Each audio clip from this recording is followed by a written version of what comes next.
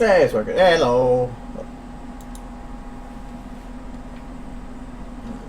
Where?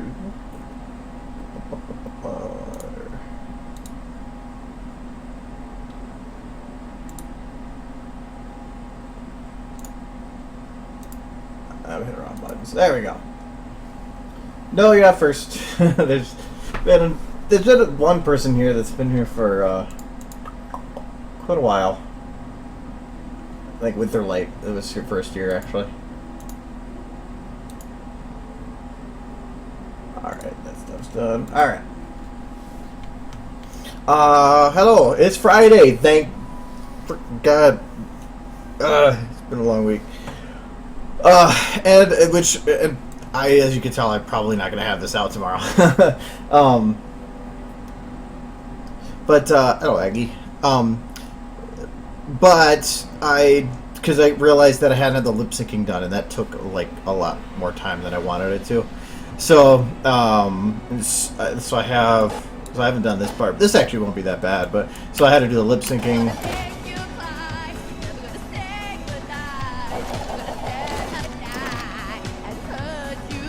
So yeah, I got that the lip syncing done, but that took one evening because it's a lot of words very fast. And then I started doing. Oh, I need to clean that one up. I just got to do the ears in that shot, and that one's done. So I started animating this. So I was just trying to be creative with it. So because that has to come from the original one, come from the right, go to the left, and then go off camera. But it's really hard to do that with four legs because you can't lean as much out of a shot as you could with a two leg. You have to actually move. So I had to play with the camera to make it work. But even that, it's just base movements, and a lot of it, I don't even think the legs look right. It was just using the walk cycle, but I didn't care because you just had to get it work for the camera angle.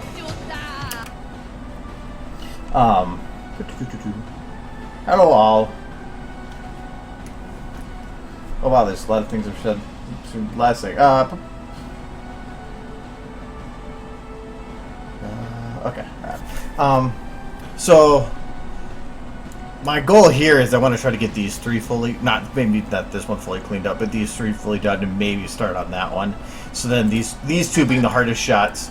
This is the one I'm still so confused about how I want to do it, because I think what I'm going to have to do is put the camera up like here and follow her along a little bit, and to try to keep the shot looking the same with the moon there. But I think that because if I just do it right here stationary, it's going to be kind of, I think, boring. It's just there's not much going on for it. Apparently right now she's trying to get a gun enema, but this part actually wouldn't be that bad because I don't have to root the legs, and also it's just swaying. But so yeah, this won't be out tomorrow. I wanted it done, but it's not going to happen. I'm hoping to have it done by early next week. But anyways, so really, I just got to do the ears for this. I think everything else about this was done, right? Oh, there's a wing clip there. That doesn't matter, can't see it.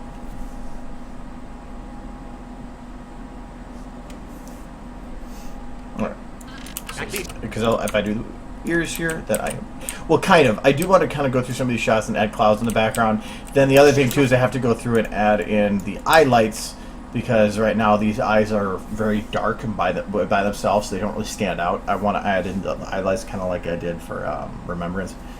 So yeah, it's not as much the waiting thing, because I don't care when it comes out. I just don't want to have it be too long afterwards, which I actually think it's funny because I haven't watched it, but I think that Hellsing Bridge this year is delayed, which is funny. But so yeah, but I just want to have it done because I have other stuff on the side I want to get done and worked on, but I can't do it. This is still sitting there, so it potentially do something for Cider Fest. But I don't think I'm going to. Actually, I really don't have to worry about. Okay, I do have to. I have to worry about this here a lot, though.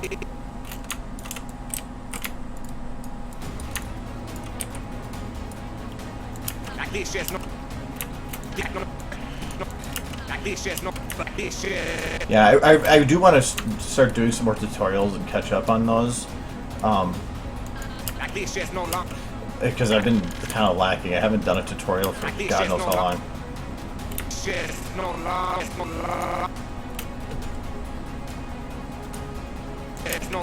It's not because of lack of ideas. I have a lot of ideas for tutorials. I just have to get around to doing them.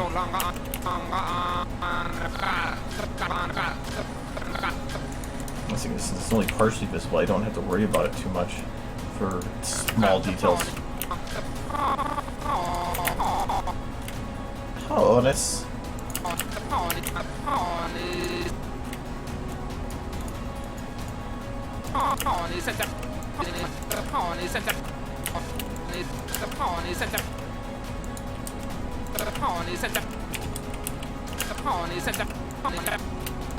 Actually, I don't need audio for this. It's all motion.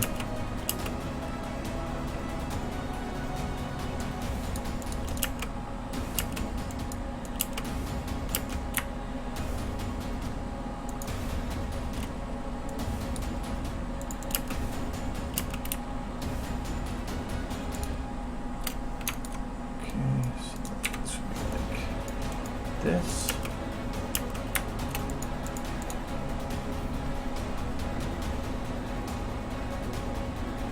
It is going well. How's it going for you?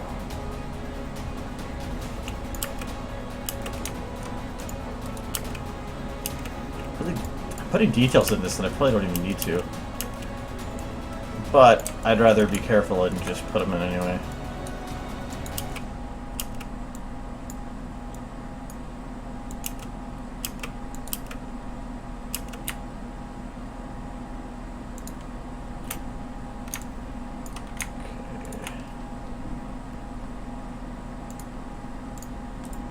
This. That's weird. Alright. What is... Oh, that's, because I have some eyes animated. Okay, that's why.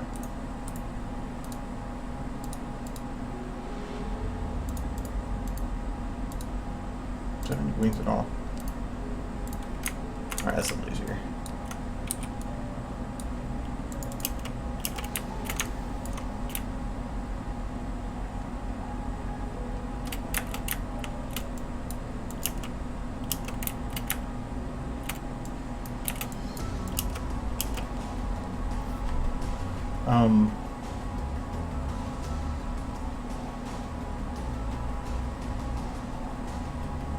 How do I remove the beard mustache? Yeah, I'm gonna have to click. What is that? Oh, are you talking about like his that thingy?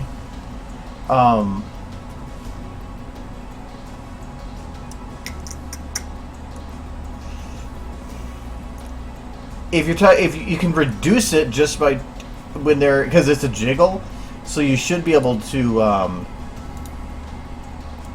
make the jiggles visible and scale them down. It won't fully get rid of it, but if you're just talking about like having something in its way clipping, at least it'll hide it. If you want to fully get rid of it, there's a way, but it's messy and a lot of work. I've done it before in emergency situations, which sounds kind of weird, but like where I had no other choice. But it involves going into the texture, modifying it so that it has an alpha layer, making that part of the alpha layer, but then it also can cause other problems on the model, and it's not recommended.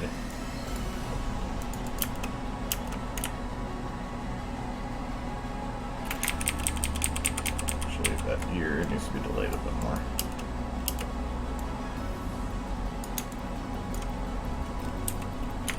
Oh, actually that was fine.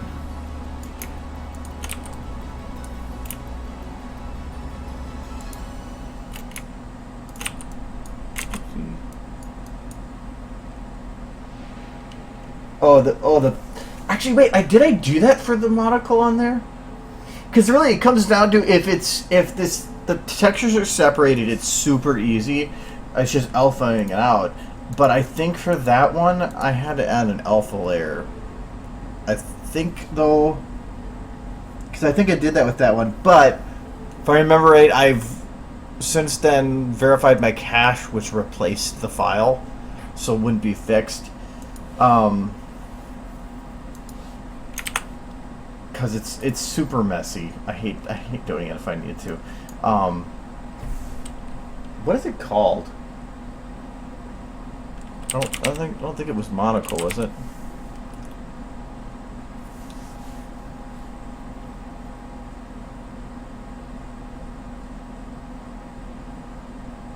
Yeah, because if you, I pretty sure that I did it, but it's because of the there is it's a pony monocle. If you're looking for just a monocle, don't remember where I got it though.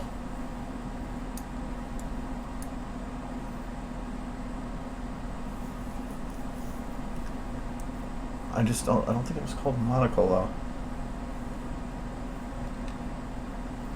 I wish this would load while I was like not looking at it.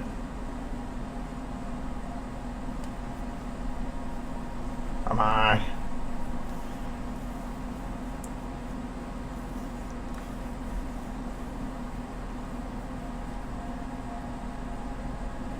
Okay, if you're just looking for the monocle, that's gonna be an easier thing because I could just be like, no.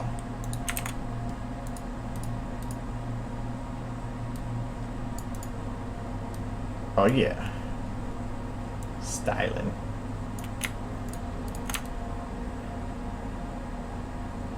That is, I think, not supposed to be floating there, so, well, kind of. It's at least something.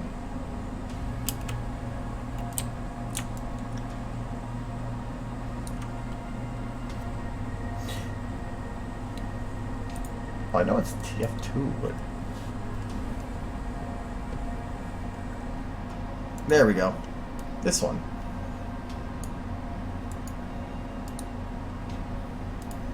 Was it this actual one? I don't think it was this one I used though.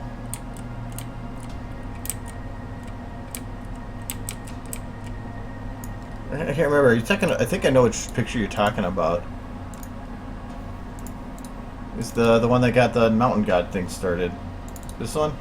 Yeah, this one is the one I just showed, the actual monocle model. So it's that one.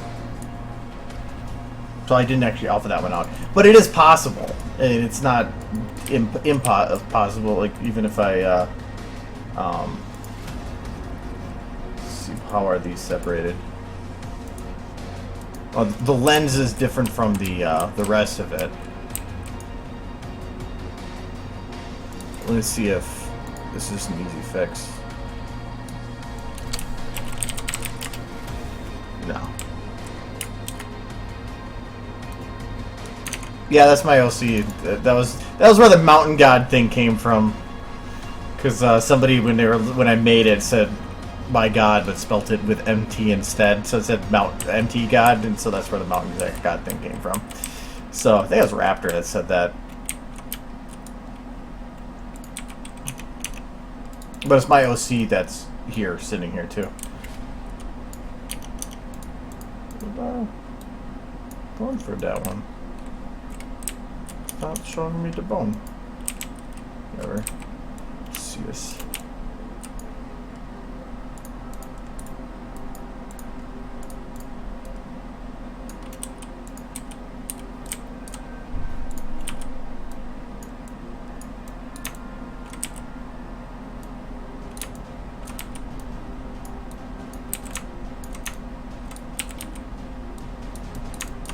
Monocle won't fit, but still. Oh!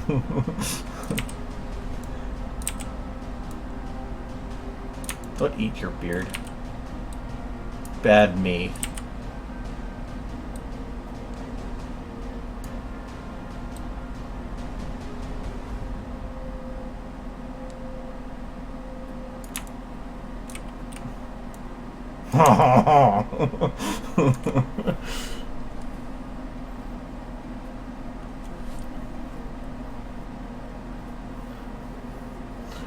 But anyways, so take if I do this one. I mean, I could try doing this quick, but I don't. I really don't. I've had it work, and then I have it not work, and it's just stupid.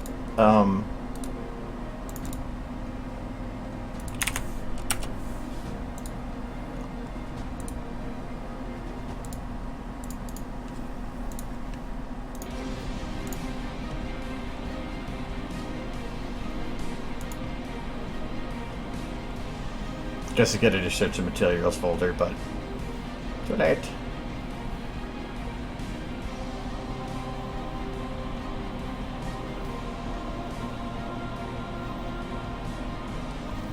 Actually, I could have probably just found it because it's under.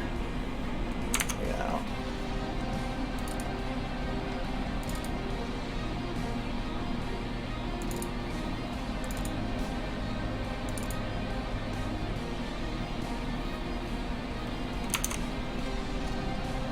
Monocle whiskers, here we go.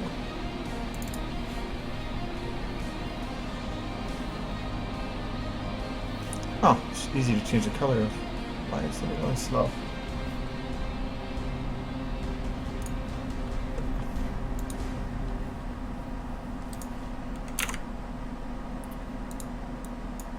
Export.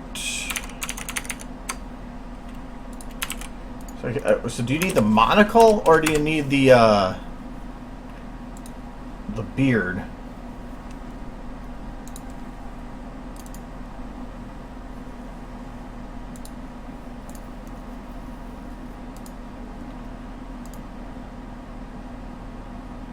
Did I already do that?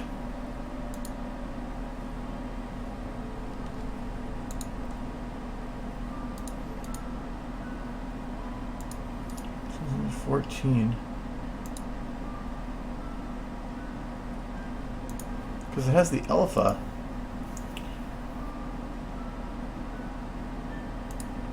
And the monocle's separate. Like I already had it set up for that.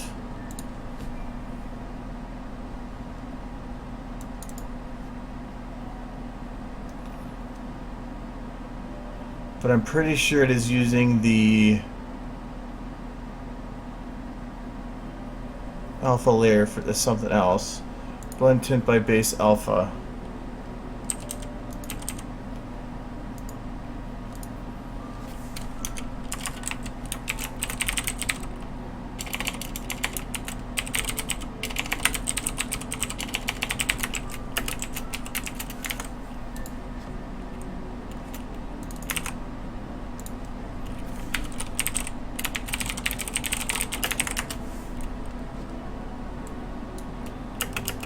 Yeah, I think I already had it set up kind of that way.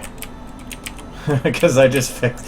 I must have done that once before on it, I think, and it didn't actually saved it. Because that's why I have a beard that I can hide, but not the other way around. But the other way around is actually just as easy, because... Photoshop. Alright.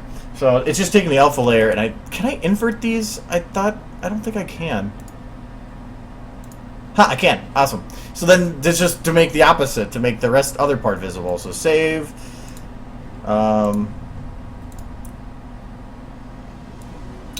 Import. Whiskers. Okay. I'm not sure if there was anything else here that needed to be activated, but it's fine. Same as monocle whisker. I'll call it invert.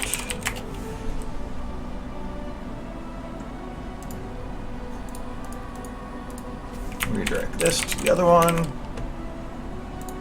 and then just reload it again. Yay! It's got the tape though. That's not. I don't want the tape in there. What the hell is this? Oh, yeah, there's more tape. It just doesn't have back texture. Where's the tape on that? Oh, that must be that part in the corner.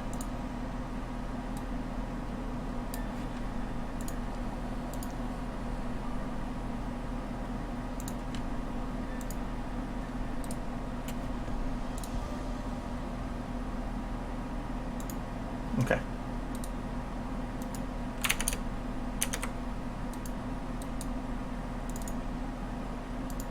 So to see that is if you go up to View Channel Alpha A, you can then see that that's the alpha channel that's on there. And then see as invert save. Yes, replace. Let's try that out now. Let's get rid of all of it. Just get rid of some of it. What else is on there? No.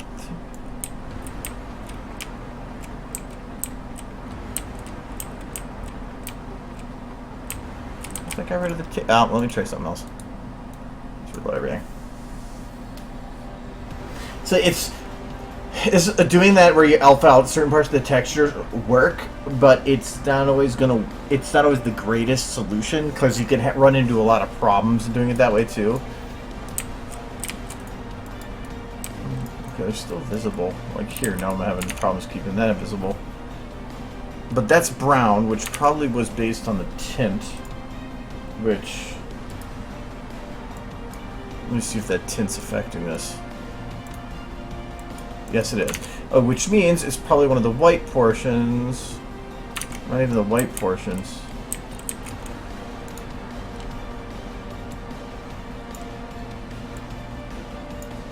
It's one of the yellow portions. So it's that, okay.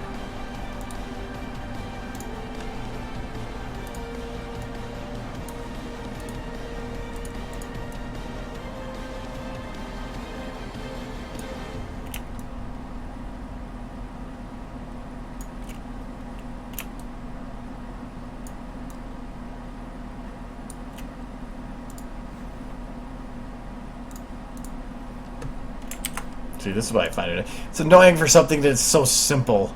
Oops. Or you think it's so simple, but it's not. I said it's not.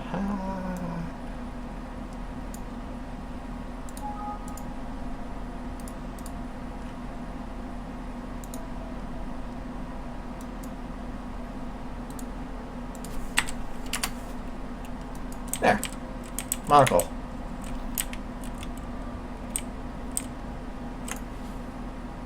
That's how you do it.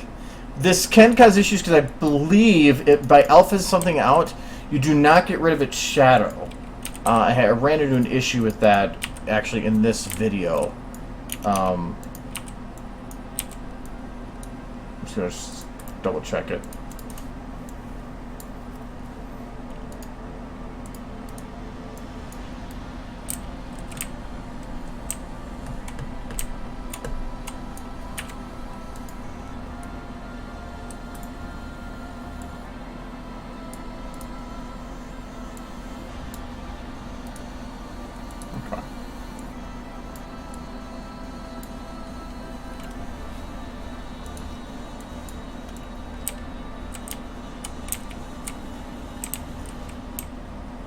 What are those? Oh, that's your glasses. Okay. So why is this not showing? There now it is.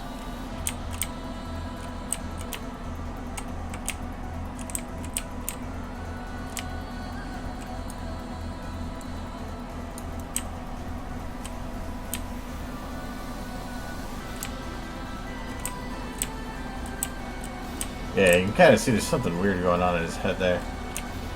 It's like some ghostly floating shadow thing.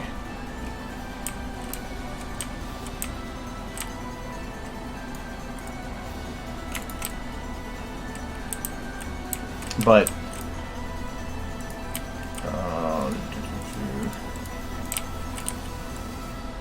that's something different though. Trying to see if that shadow actually is working. Is this even casting a shadow?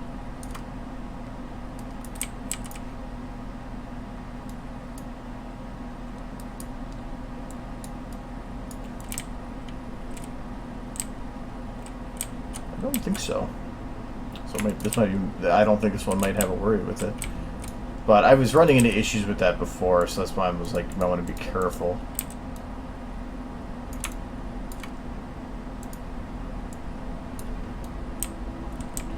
Even if I could be shadowing his head. Oh!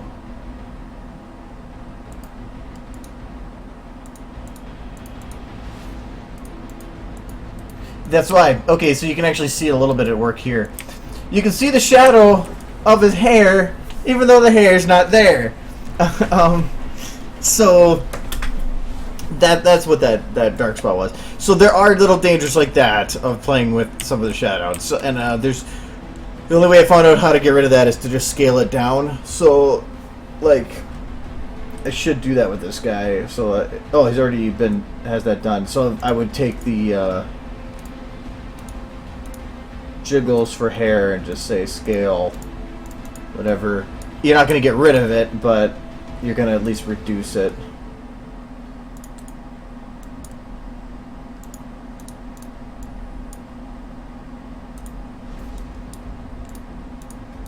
So, and let's see, that's the most I can get rid of. So, that's why it's a little dangerous. But a lot of that was the over eyes. I'm not sure if it works with, or if it's affected by anything else like that, though. Here, you can't really see that effect because there's too many other lights going on. I look weird as hell bald, and especially when I got a monocle coming out of my nose.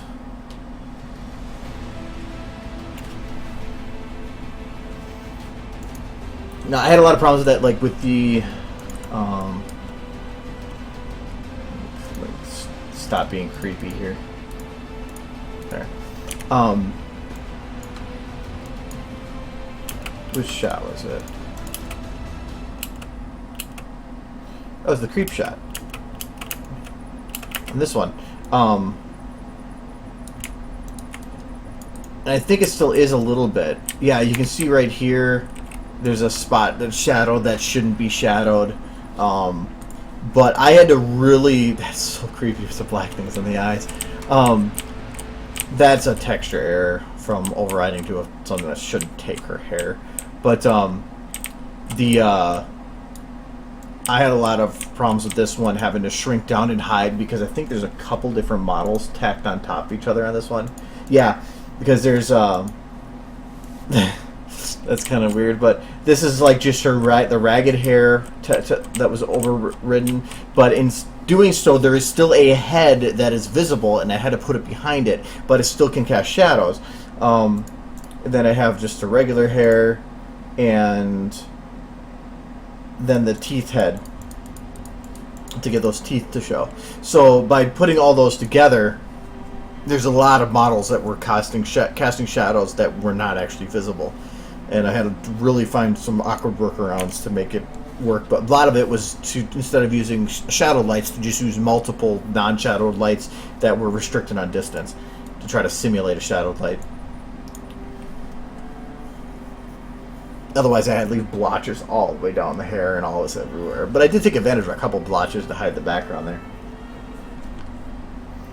I do want to do... I still have to go back and do some wallpapers from Remembrance. But yeah, I was thinking about doing a wallpaper of some sort from this shot. Because it ended up being pretty fucking creepy. But who knows. But I still have to fix this a little bit too. Because you can see the clipping on the arm there. And really that's for one frame and then immediately jumps off there. So before going, creepy eyeballs. Anyways, back to ears. And Warhorse, I still have a ways I gotta do this. I did start this shot, but we'll get to that in a minute. I want to finish the ears.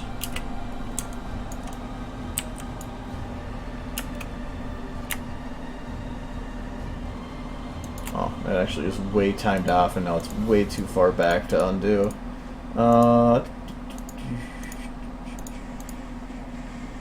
Big ear. Why is your neck locked?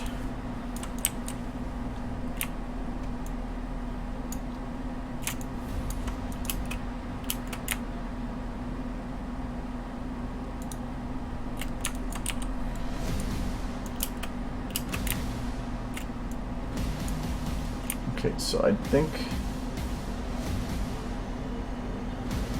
I don't have to worry about that other ear. It comes visible a little bit. Oh no, a little bit here.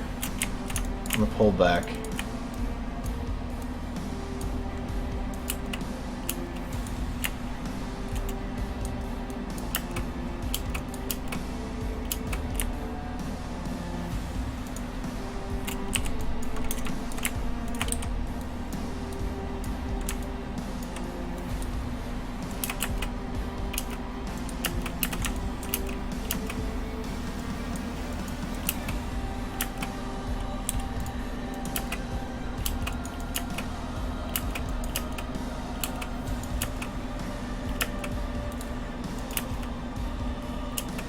It's minor, but at least it keeps it moving back there. Alright, so I'm gonna say that shot's done. Yay. All I had to do.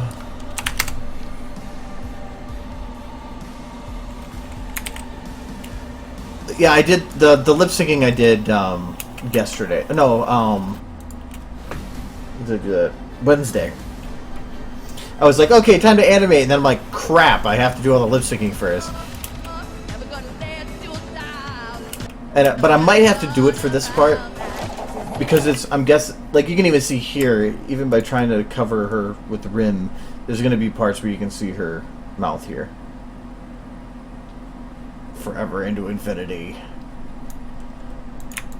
So, I probably will have to do that. But it was like, all I did was copy that never gonna and then just did the other bits.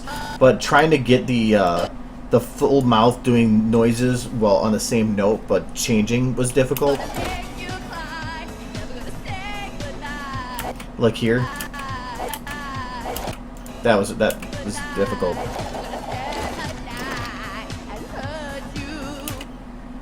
But also, like, going up close here requires a whole different level of detail. I still have to go and do another pass on that for the actual lips. But when you're up close, you can, there's so much focus put on the mouth that you have to put way more effort into it. I thought there was another shot like this where I had to really put the effort into it for that. Stream's still showing running on my side. I have my model saved somewhere, yeah. Not in the like raw data version, but I do. I have it. It's like on my Dropbox. If anybody that wants my model, I just pass them the link.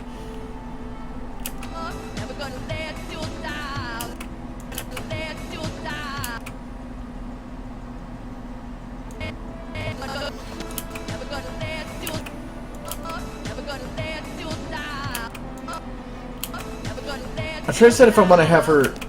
She's got to have the gun already floating here. I got to see.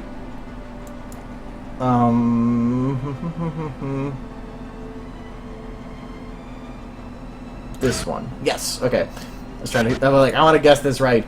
I need to make her gun float here. But I'm worried about how it's going to contrast with the background, because right now everything's supposed to be silhouetted. Is that even a word? I don't know. It's supposed to have a silhouette, and I don't want to have this magic like cause too much of a contrast on that.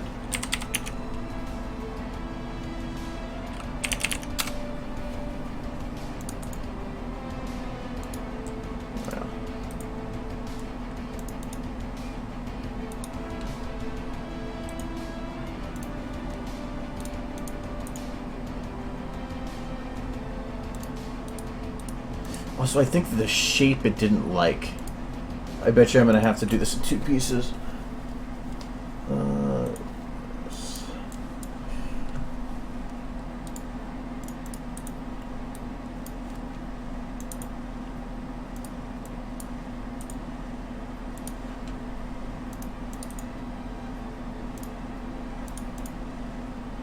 What did I do? Back.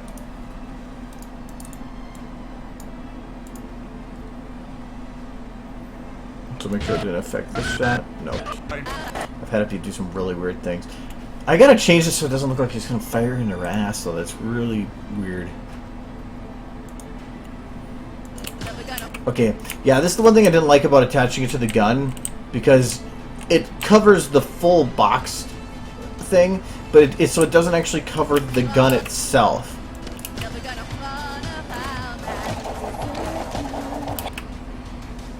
And it's jumping back and forth. That's weird. So usually in that situation, it's... Whoa. The magic's okay. Just get rid of that. But I need to put some kind of a makeshift model in place of it to make up for the difference. So I need to first move that gun so it's not shooting her in the butt. Shoot her in the head. That's better.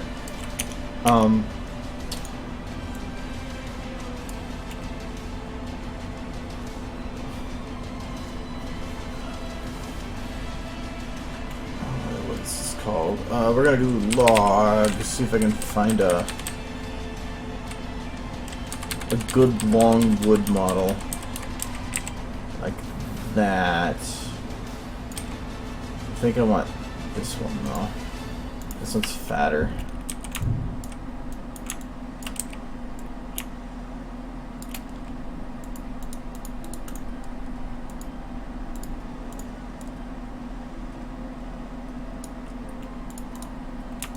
I want the wood to actually have a little bit of, like, it goes outside of it. Well, that might actually work perfect.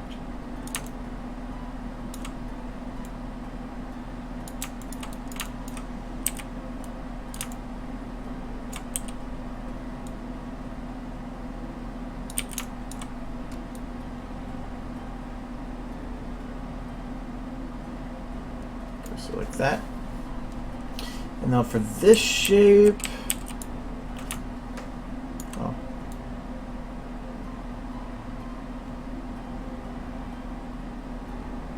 There we go. Okay. For that shape though, I'm not sure. Attach this.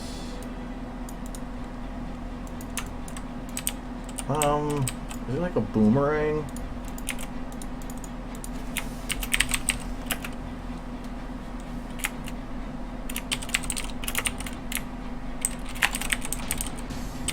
It's not barrel. What do you call that? Oh, that was a gun one.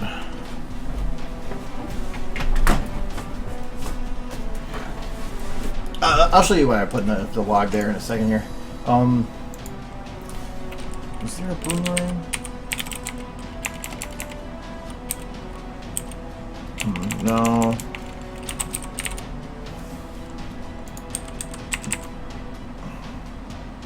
That could work. A little thin though.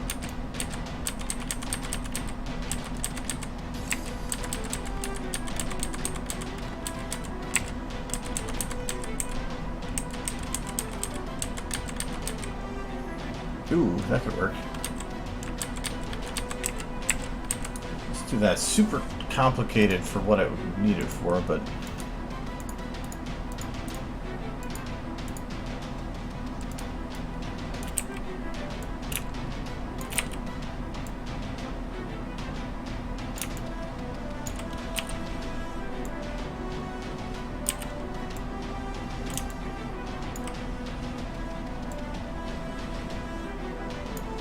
oh, the scale.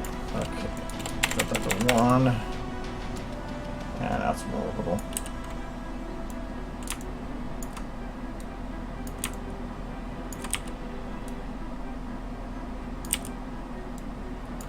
Okay. That should work.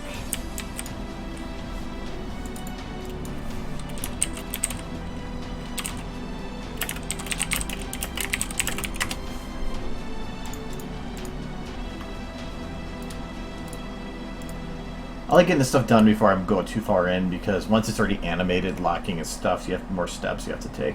If I do it now, I don't have to worry about those steps.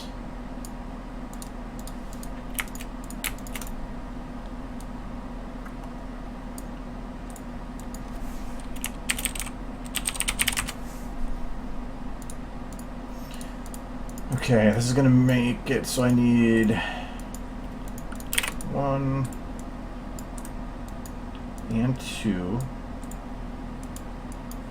This is gonna be different instance because I might need to change some of the values. So I want to take the base here. I'm hoping that these attach right. I'm pretty sure this one does because I have done it like on I think with this log before. I'm more worried about that magic thingy.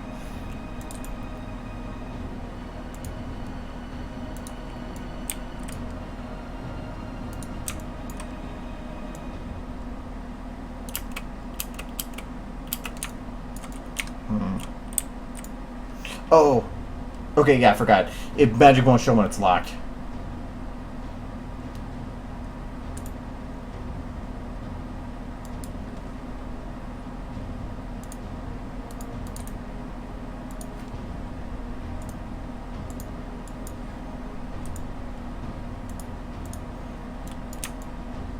That one is.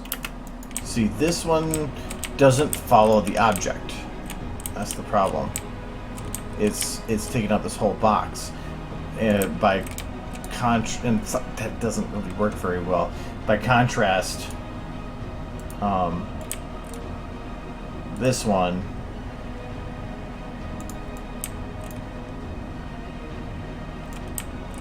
not sure. There it is. Takes up just that gun barrel now, but this one doesn't work. Stupid.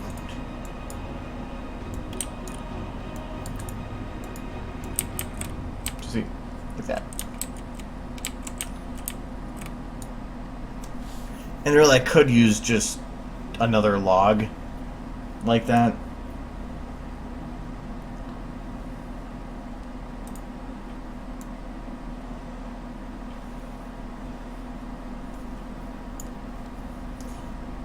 Work. Cone?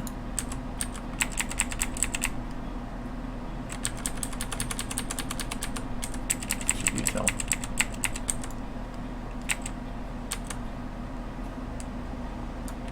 Where's the shot? It's fatter at the back, that's why I'm doing that.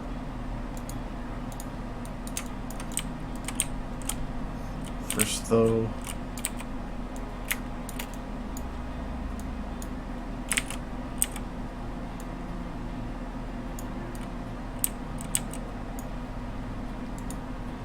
See if this works.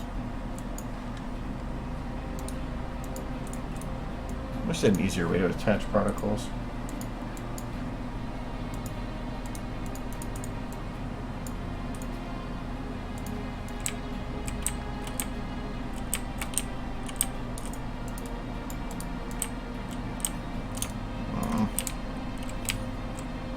It's a more doable shape, I guess. I wish it would follow the cone better, but I'll go with it.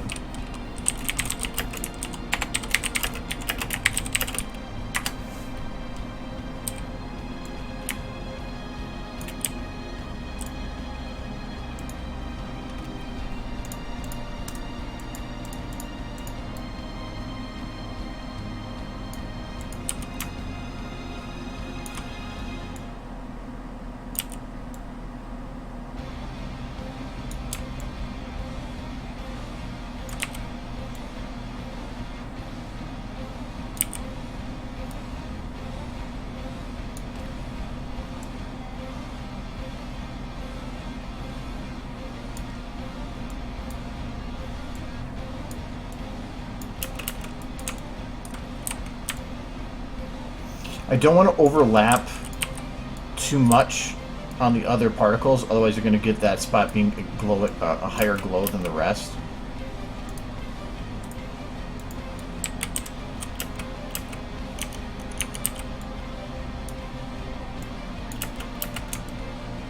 And even this could be considered. This one's glowing more. It's still turned right.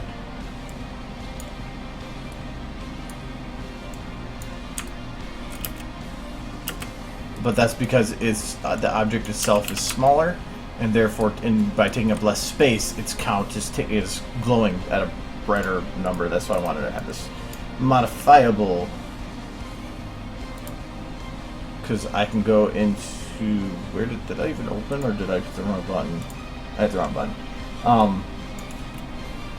So I'm just gonna drop the count. So we make continuously at 300. So let's drop that to 200.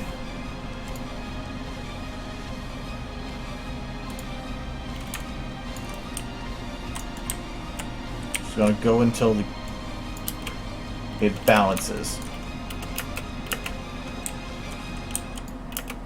which is still not yet. Much lower to go on that.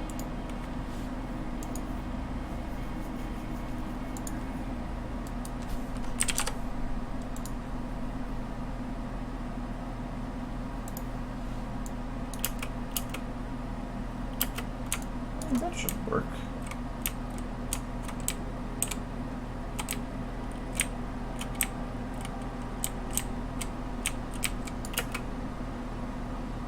That should work for that, and I gotta also decrease the sparkle. So I halved it.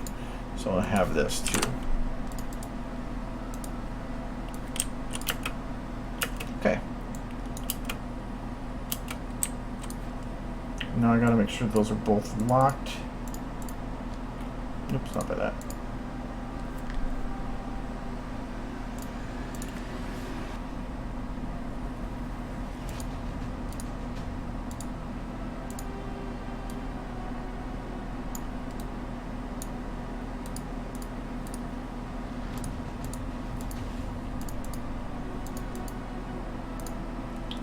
And that will make particles disappear. Because for some reason, when things are locked, the magic doesn't work. But as soon as I unlock it, it does. So I'm not going to worry about that right now. This means that once I'm actually done, I can turn that back on with a click of a button. So.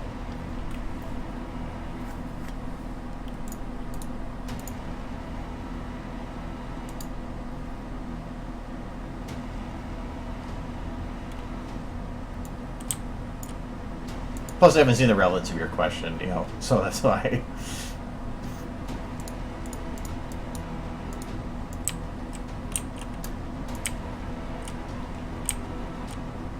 Okay. So I won't worry about this one right now. I want to worry about cleanup right now whenever I can, which is in this shot. Well, oh yeah, that's what I wanted to do with that shot. I wanted to see how bright that is with the lighting.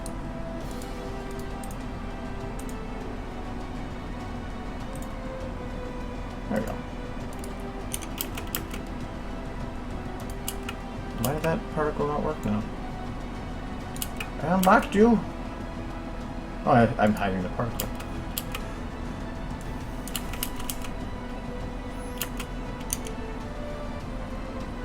It doesn't stand out near as much as I thought it would, which is good. I didn't want it to. I'll probably need some kind of a light on it to make it glow a little bit so that it feels like it's not just a silhouetted gun encased in some non-light emitting magic. And this, I will have to have the bit on her horn too, but that's much easier to work around.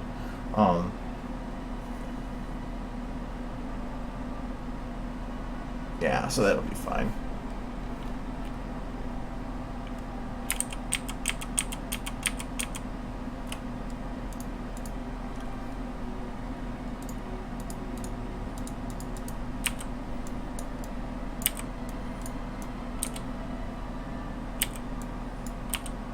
Bam, bam. Okay, had my fun.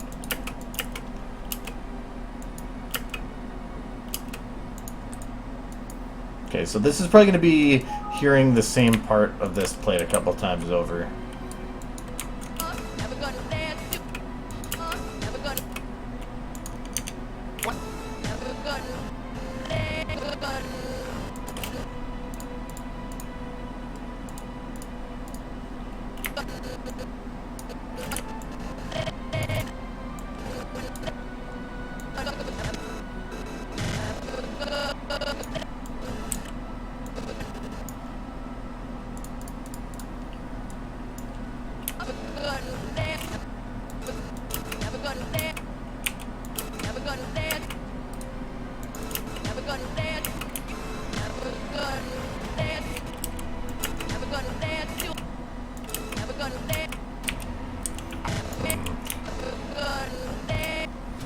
Should she go and look down quick?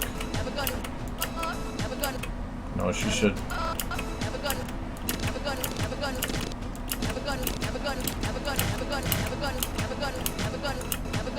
Guys, let's get used to it now.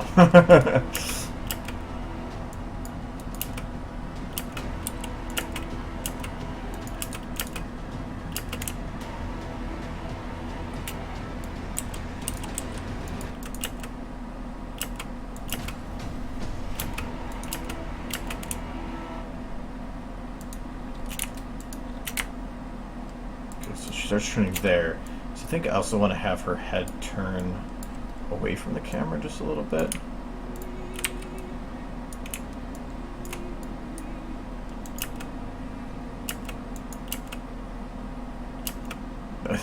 Kind of whips around then. So I'm going to try the preview right here so I can have a higher frame rate.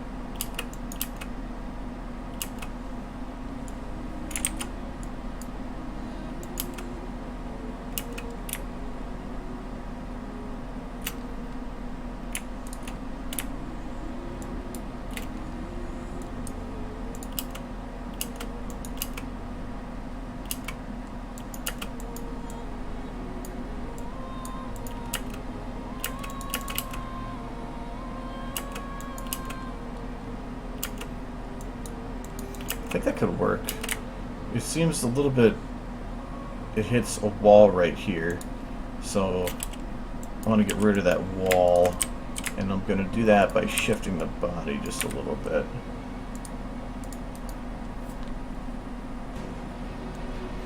I can... give me a second, I can show you the over, I think.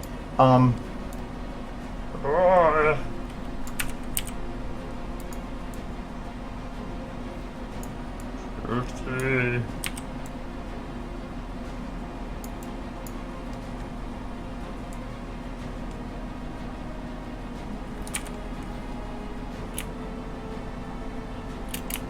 Actually, she went that way. I think what I'm going to do is have her shift that direction and then pull herself back this way. Doing so, I need to lock left ball and the two thighs. So perfect. I already got that done. No, except for I need right shoulder not locked and right left shoulder not locked. There we go. Now I can. And your thigh is not locked, just your feet. Okay.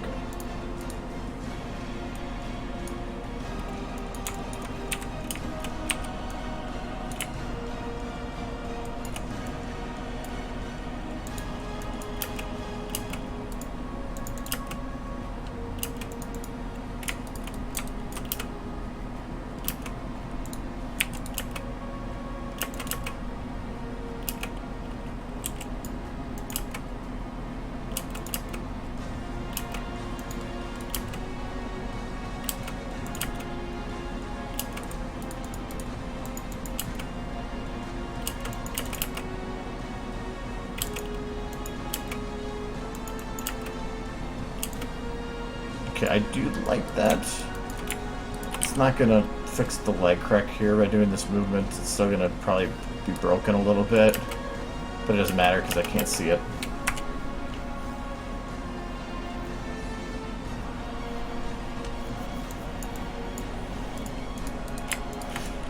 No, texture overrides are super easy. So like here. The problem is it changes the hue of it. By adding color to the colors that already exist, it doesn't really do very well in terms of changing the color itself. Unless you have it set up that way, but that's not complicated. So if I change it to if I just add in a color bit, 3 vectors, so I have the red, green, blue, you get a black Trixie. Very black, because right now it's saying 0 color. The only thing that's going to show up is your AO.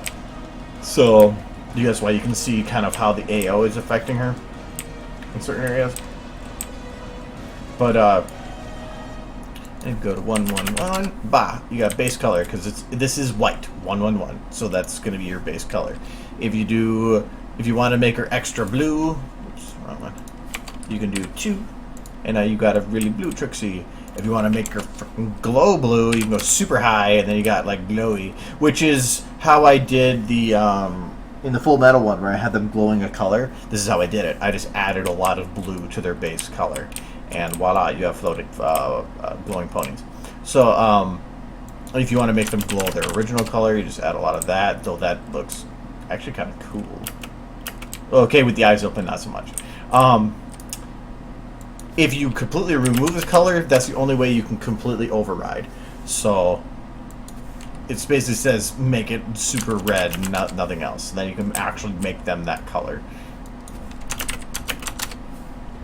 But those are the only colors you can do that with. And I think you can mix a little bit. Yeah, you can, but as long one of them has to be 0, because as soon as you add in like 1, it's gonna start adding in the base color again. So they're super purple. There we go.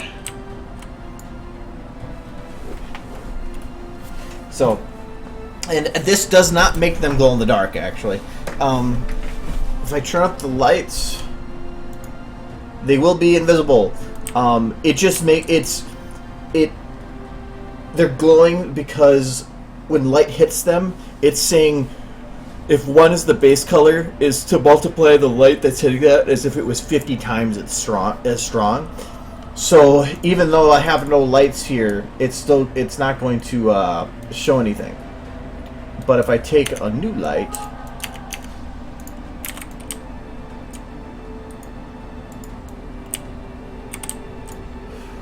why are my lights being stupid?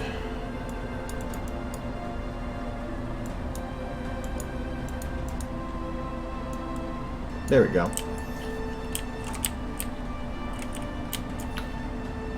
And I put it very, very, very low intensity. Say like I put this at 111, or sorry, let's do 50, 50, 50. So it's her base color. I should be able to drop this light to a degree that. So let's say. Let's put the default. So this is 50 times. Yeah. So I'm going to divide this by 50.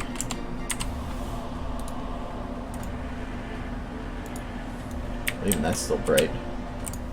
Oh yeah, because that's based on the max. So let's try that. Yeah. So there. If I drop it down, I can get her base color back. But even though it's supposed to be this bright, so you can go to like stupid amounts. So. And that's not even with the regular lights. Put the regular lights back on, and she's going nuclear. So, and the eyes could be done. I mean, would they have a light with that? No. So, let's remove that overrides from her. But this would have to be done in every texture too. But that means you can also like play around and make them mismatched colors. Back to normal.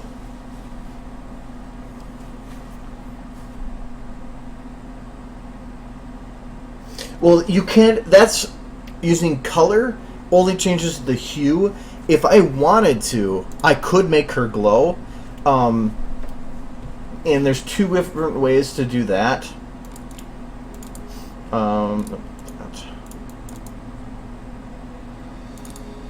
But the both ways, for some reason, you can't override using that or to make it do that. You have to actually manually do it.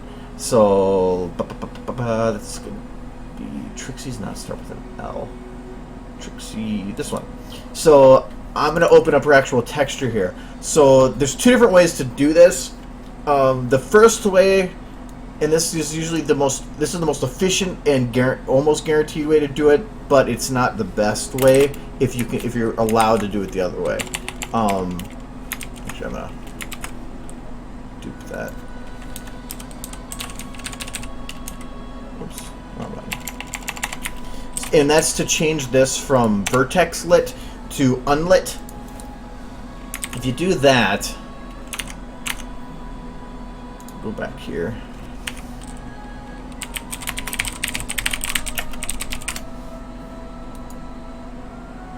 Voila.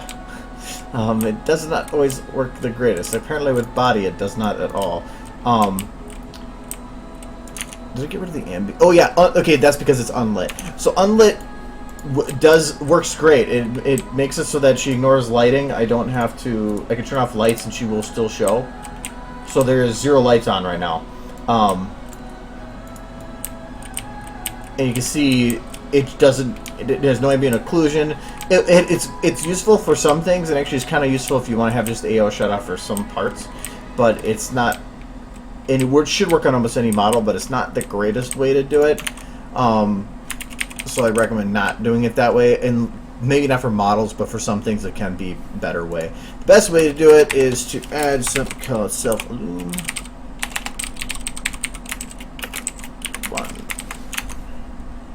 That should do the same thing, but now it actually has that the curves that come to it. That is kind of a creepy face like that. So here it looks the same because without lights on and everything's maxed, it should look the same. It's no different.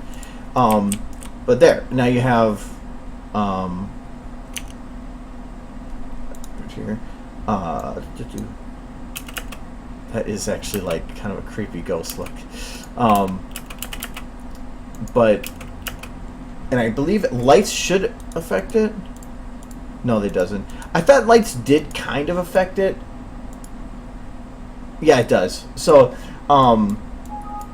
you can see here that if I shine a light at her,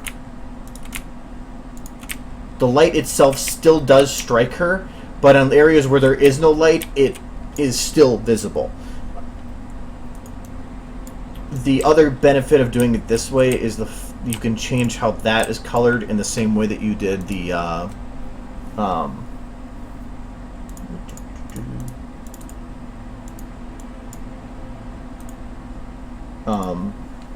like the color, but instead of color you add a vector 3 of self illum tint. Did I delete? I deleted body by accident. Hold on. Try this again.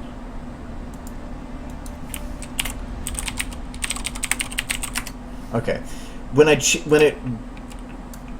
first pops up, the color is black, which basically means it's now going to act like a normal texture because self-illum is on, but it's ignoring any of the illumination because it's using black. If I go to 111, it's going to be exactly the same as it was before with self-illum on. But then you can start going into extremes with it, so making it brighter. So then she's now a glowy pony, and this will then also work when the lights are off. You can make her glow like a red.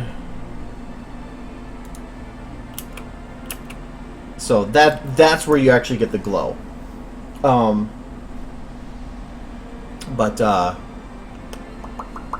I use that for like when I had the ghosts in Remembrance walking across. I had them self-illuminate, so then they would look like they were brighter. And then when I put them at half brightness, they kind of just faded in there to have a more uniform look to them.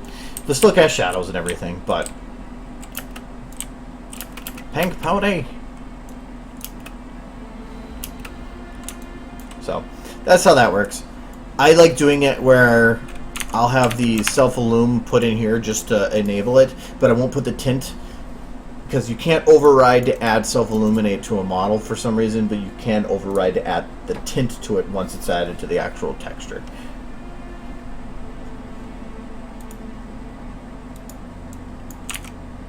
Let me fix Trixie so she's back to normal.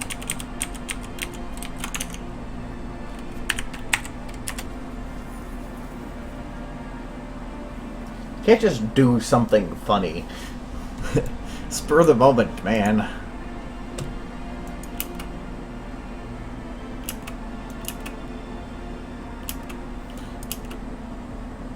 Okay, she has a little bit of a head skip here.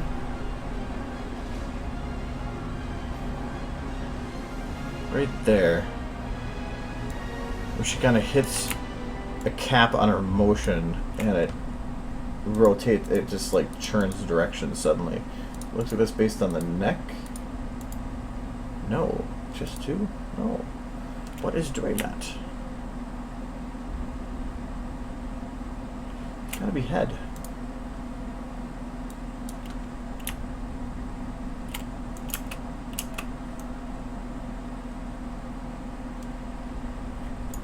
It's probably a combination. Oh.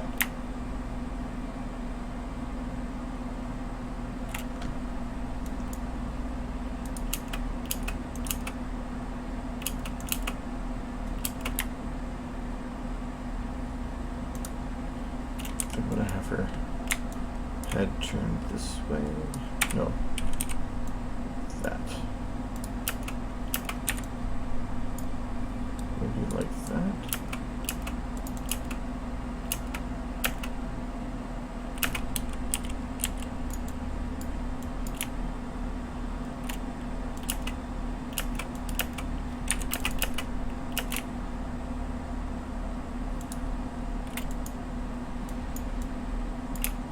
Maybe not so derped.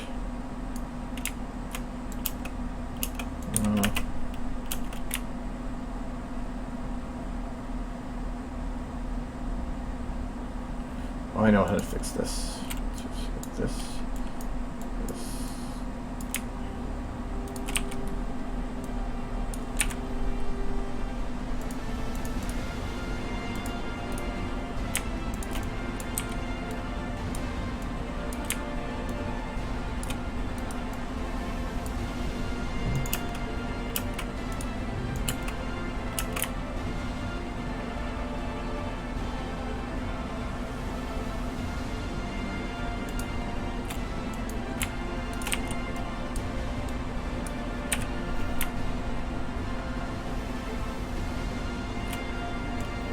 I think I'm going to have the head turned into this a bit more.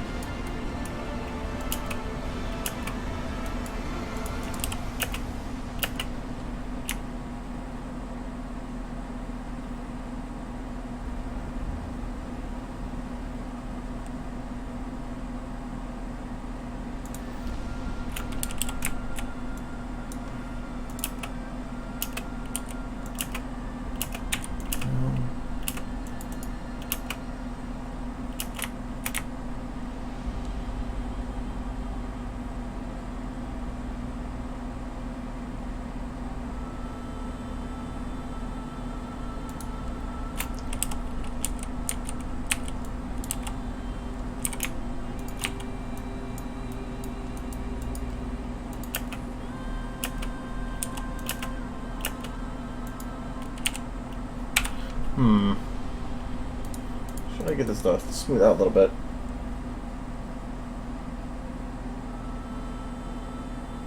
Well, it's not as much a stall in motion. It's a jerking in motion because it should be fluid, but like here, see, like her head goes up before going down, like it's lagging, so it follows behind. That keeps it smooth. She goes down to here, but then right here, it just changes direction suddenly. That's not what I want. I want to have make things look like they're smoothly going between. So like here, because they jerked, I probably want to have the head up, but I don't feel that it kind of ruins the momentum here.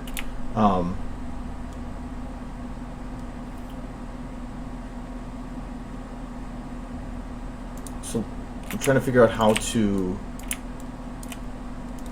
keep it smooth without, like here, if I keep it like this, it just seems like she's jerking, she's defying what a fleshy body should be doing. But really, what comes down to is make a jerky motion and then just start smoothing randomly. But I still want to have some jerk motion for the timing with the music.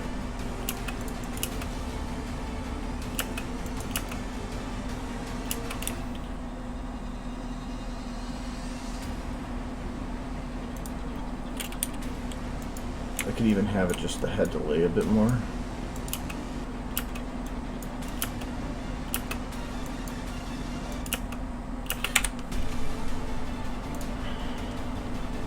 There's your neck again. A lot of this is I'm gonna smooth out this because there's some areas where it just sort of really jumps.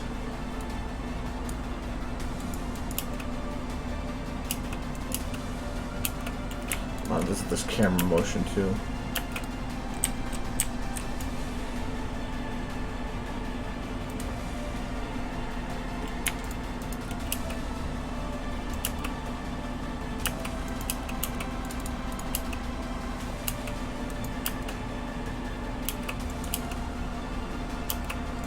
It's not the camera that's causing the jerk, is it?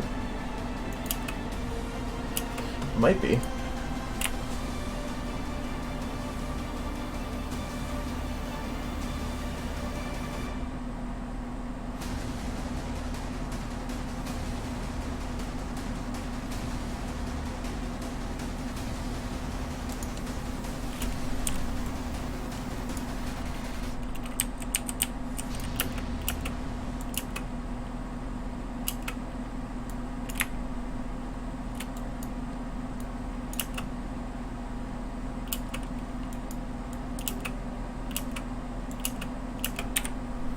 Maybe not zoom in, maybe zoom out and zoom in.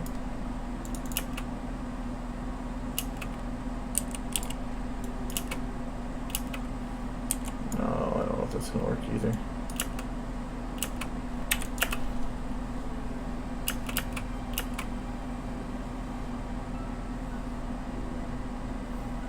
I think it might almost work the way it is. Nope, there is that again.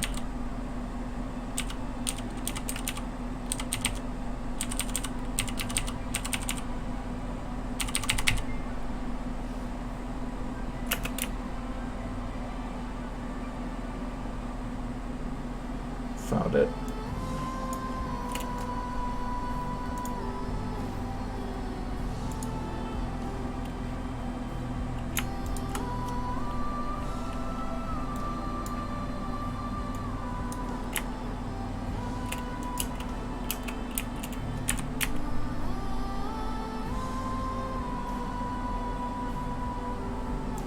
It's just going to be this little spot right here, just to keep the motion smooth.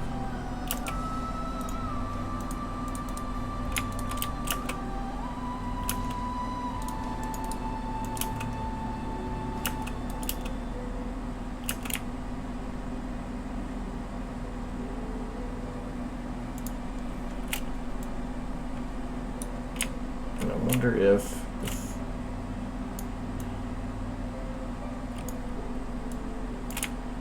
take the neck further down here. Actually, not just the neck, just two. Actually, probably just two more than anything.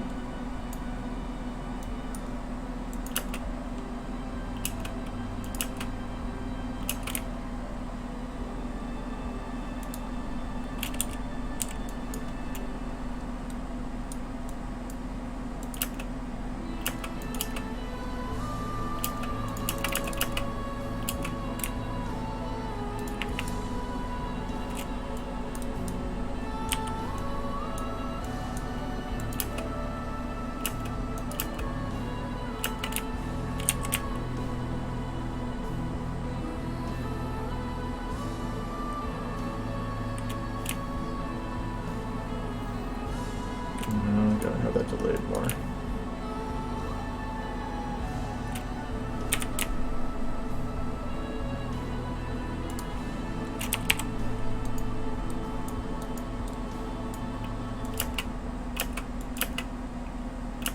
There we go, that motion looks pretty good.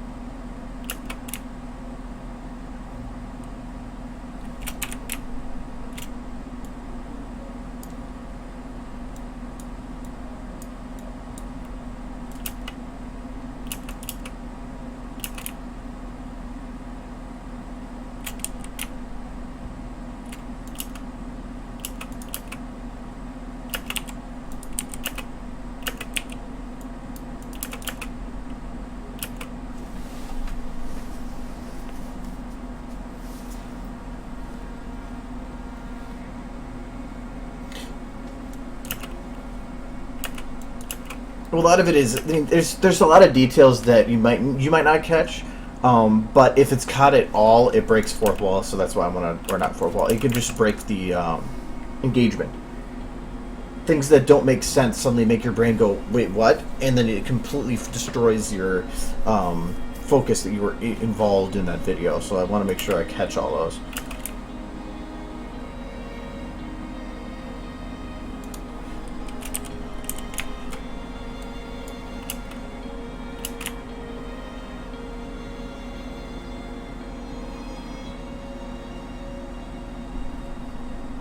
I believe there's still one here.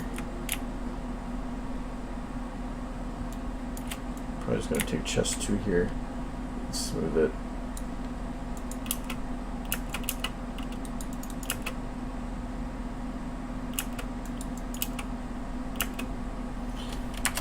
But what I probably want to do too is take that camera.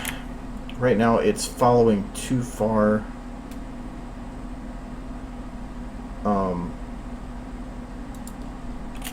I like it going so that at least she's not so far off camera there.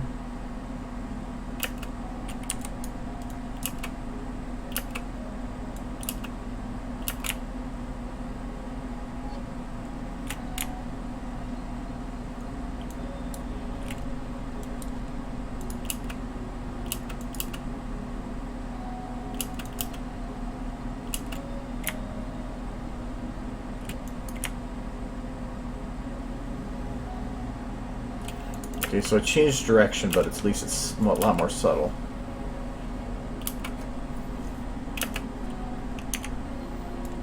It was really like in, for like this though, like if you go into something, you're like, I have no idea how I want to do this. Do you know that I have no idea how I want to do this? It's not as much about sitting here and staring at it and saying, how can I make this better? It's poke at it. Just keep poking it until it screams at you and tells you to stop. Well, even then, just keep going. It's playing around with it and seeing how can I make this better. Even if I don't know how to make it better, I'm gonna keep playing with it until something just works. It's there somewhere, just waiting for you to figure it out.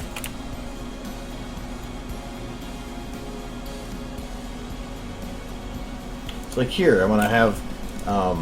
I'm going to add a little bit more life. So here, so just before she goes to change the corner, I'm going to take this. I'm going to see and actually do little test things. So like here, I'm just going to test to see if going up helps. Probably put it to an extreme so that I can see if it actually works.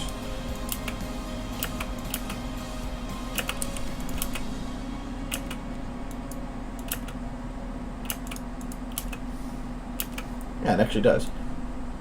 But I want to make sure that I'm getting the legs to work right. Now I can go back and fix it so that it actually doesn't lock by that. Now it locks correctly. So I'll go up.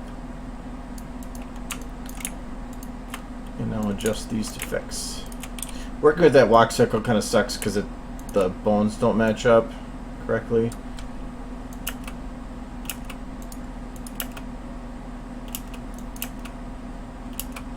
And here, I don't like how the neck here is broken in the back. So I'm going to fix that. I lock the head, take the neck from here to here.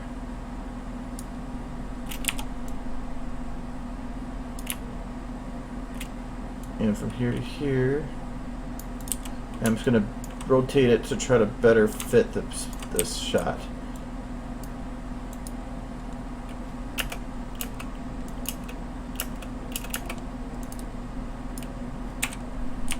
Not like that though. So I'm just going to turn it a little bit there, a little bit there. And now it doesn't look like the neck's so broken. So probably should get this camera in focus.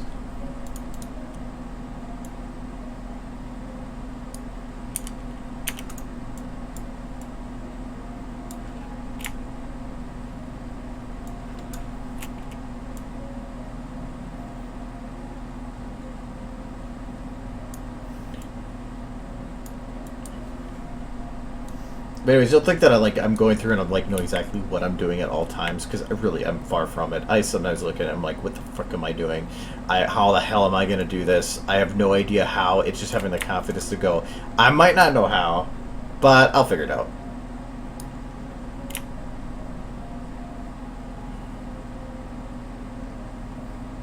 Okay, I actually want to keep the focus to blur out there. Yes.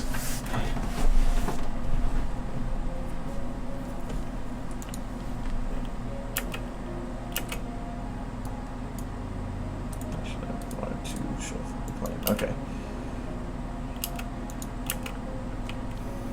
And a lot of it too is, you could say like, oh, it doesn't really feel that alive to me. But if you go through and you, oh crap, I forgot. Trixie doesn't have a main jiggles, does she? No, she does. Okay. There was some other model that had that. Who was it? Spitfire wasn't. That's the one I'm thinking of. At least the one I was using, but it didn't matter because her main was hidden. But no, like here is her back main right now is just stiffly going through her body. If you go and like add in the physics, not really the physics of, but try to simulate the physics of it, like pulling against her body and drifting away, and do that with the tail, and then do that with the ears, and you do that with the mane. Suddenly, all those you take the model, it looked like it kind of moved realistic, and suddenly it just pops out as being realistic. So, to me, it's the finishing touches of the cleanup and that really make that model feel alive. Like here, like the eyes here don't really feel right yet. So, so like here, because of how the eyes are moving, I should have it where the eyes are. That should be some actors. That's why I like doing the lips beforehand, because then I don't have to worry about them. That all the detail with movement is hard. So first I want to have it so that these are raised, and then I want to remove the relaxed so that she's looking more up through her eyes. And a little wider too, so that when she's going up, her eyes adjust so that it's easier for her to see forward. Basically keeping the eyes within the pupils within the lids.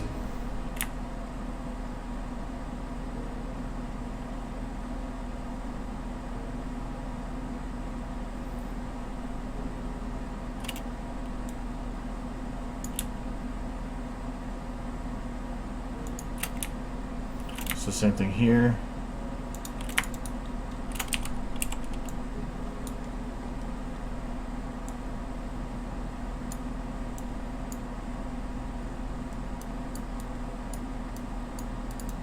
Not exactly a sinus, so I'm not really.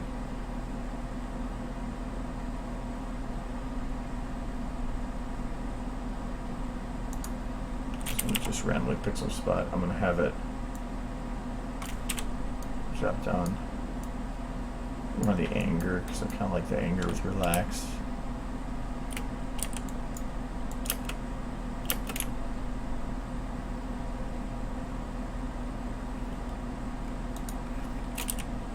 We're going to have the eyes squeezed down a bit more here because it hits the bottom.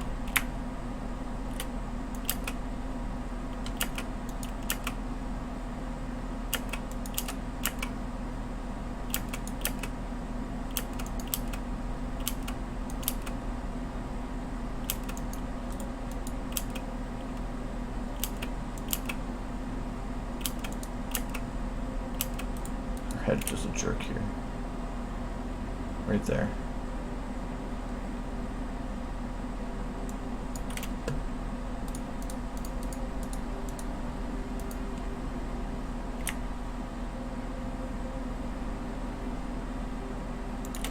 It's a combination of head and neck.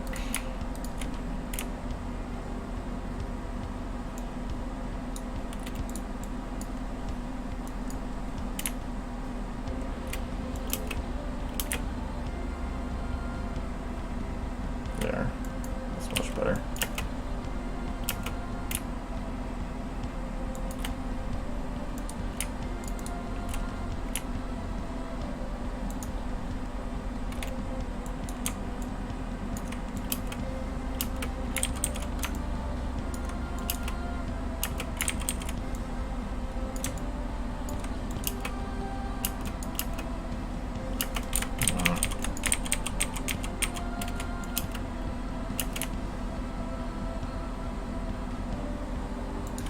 her eyes are opening way too early here.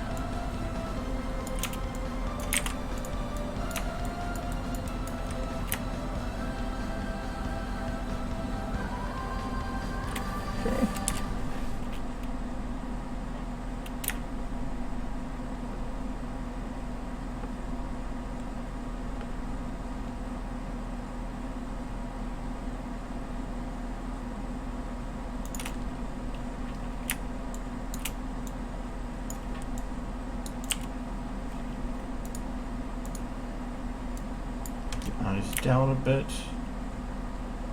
And come from the right a bit.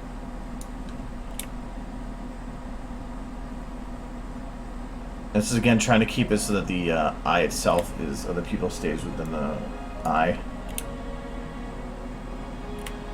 I've noticed that by adding in just this small little detail of whenever the eye's closed, to have the pupil move up with the eyelids, really helps make the model feel alive. I'm really just keeping the pupils moving. But like here, actually, normally it's creepy when they hit ooh cha, ooh cha, ooh cha, ooh cha, ooh cha, ooh cha, ooh cha, ooh cha, cha, ooh cha, ooh cha. Mom! Mom! I want dinner! Wow! Mom! I don't know why that face is funny. Wow! Wow! Wow! Wow! Wow! Wow! Wow! Wow!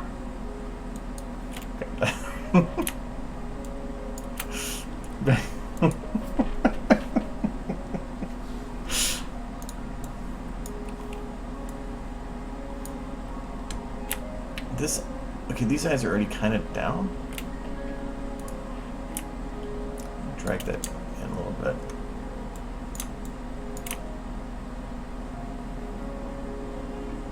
Because it's the cap right here, so I'm going to extend that so that it gets the cap further in.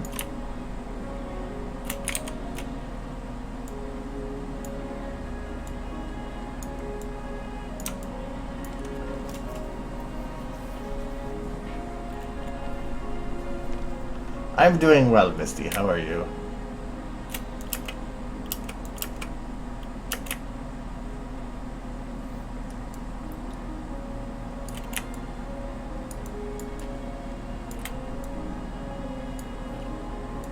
I'm going to make it so that the eyes go further to the right here as well. Further.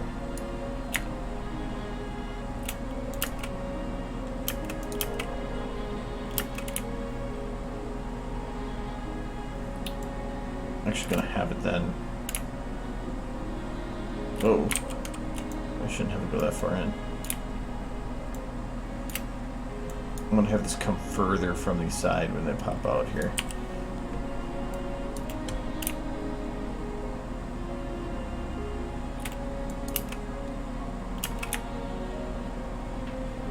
So see, just by adding that, the eyes feel like they're moving in to look at you instead of just suddenly. Because when you open your eyes, especially when you're changing your position of your head, you're not going to know immediately where your subject is. Your eyes are going to suddenly look up to look and attach themselves to what they're looking at. So having that creepy look of the eyes opening and suddenly staring into your soul, find it the best.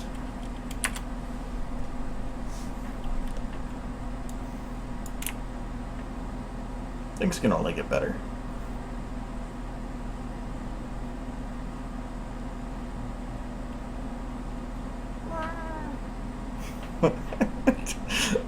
I don't know why this is entertaining.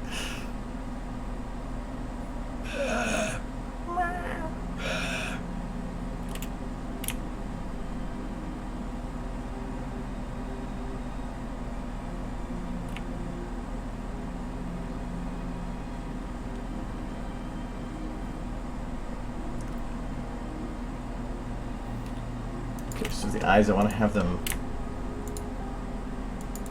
open up to this point and then kind of close a bit.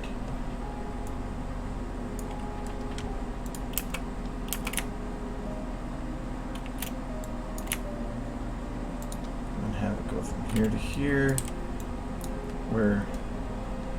What is that face? Oh, that's pretty good. I don't know how I did it, but yesterday, but I made it so like the bottom lip. It basically made the rainbow angry face. Like, I don't know how I did it with the jaw, but it would only work for like well, I didn't move the mouse or move the timeline, but her bottom jaw was like sucked up to her bottom or her upper lip and had that big opening on the side. It was great. But I have no idea how I did it. Yes, I've already have another Fallout thing started. I just haven't gotten around to putting time into it. That's technically the next big video I want to work on. I just have to get around to actually doing it, I guess. I'm just trying to decide if I want to work on let's raise, yes. Let's raise. Oh, I'm gonna do. Wait for here. I just wanted to try to figure out, because whatever the next big thing is, I want to make sure it's something I can probably show at BronyCon, and I don't think that anything Fallout would work.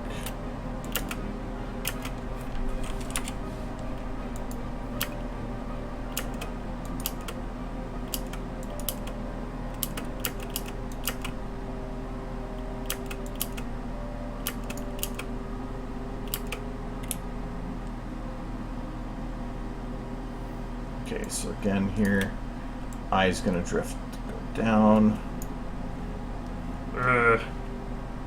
I'm so depressed.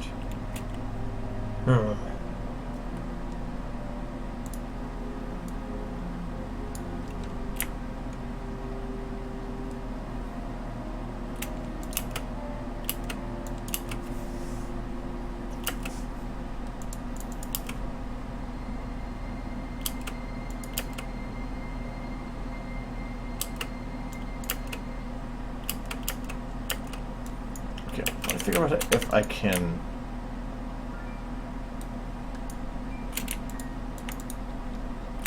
here instead do wave with a hoof out instead.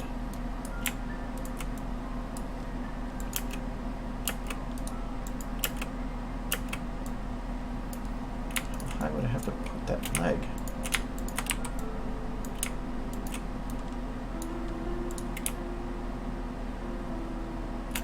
I have to move further back, that was why.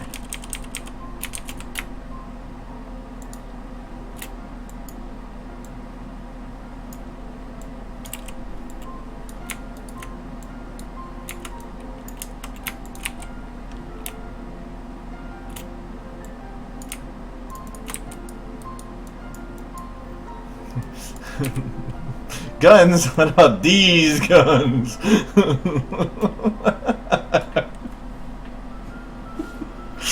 I don't know. And she's fun for herself.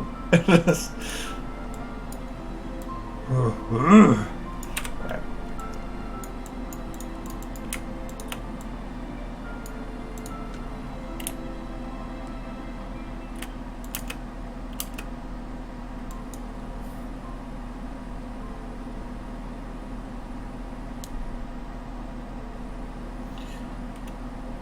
No, yeah, I mean, I showed a Fallout video at the last year, but the Fallout leaving the stable had no violence, or no direct violence from one person to another. This one would. So that's why last time I got away with it, because I tried to pick a section of the Fallout radio play that would not involve me either having something dragging on, it would have a defined ending, and it would not have violence. Therefore, I could show it. And originally, it wasn't going to be as planned as something to be shown there. It just ended up being as such because it took so long to actually eventually do. Okay, I think I might actually keep that motion. It's not really anything that is visible, but it does kind of work.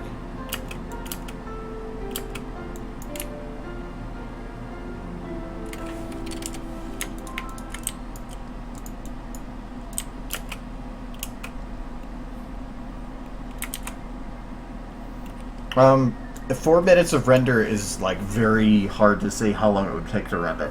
I mean, because it depends. For instance, if I were to render,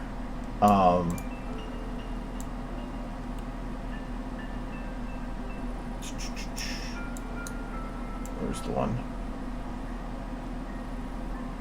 If I were to render this shot, considering that all it is in the shot is a black bat with whatever, you know, this is a super simple shot that has really nothing in it, compared to rendering this shot that has a bunch of fire and lighting and stuff. The render times between those are drastically different. So it's hard to say how long 4 minutes would take, because it just depends on what's being shown. If it's super complicated, I had it where the Lightbringer one, where it's reversing, I had so many rocks on the ground for detail that the render itself at detail level, and I think right now this is just previewing at 3232. Yeah, at 3232, which is what I ended up rendering that one in. It took 16 hours, but to do, if I wanted to render it as normal quality, it would have taken like 64 or something hours. I can't remember how long. It was like 2 days, 2 or 3 days total. But that was just for 1 minute. But if I do like rendered this at 128, I could get all this done in one overnight, because it's not as complicated as that shot was. So it all depends on what's visible. That's also why for some of these, if it's not in this shot, like for this shot, I could delete certain.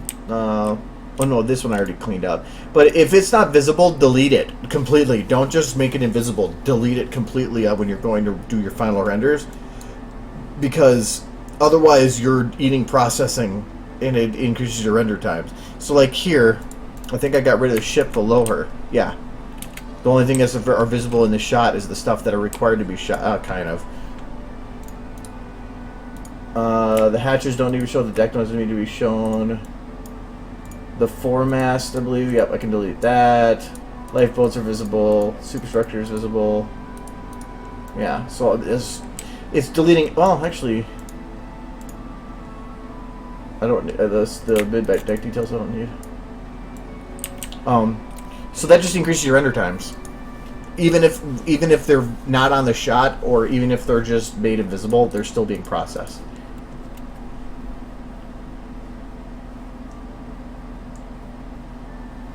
Oh, that fiery stream at the end is something. Is it from Gary's Bombs? No, but I think it's from the same folder. I didn't have the cheating. It's called Firewall.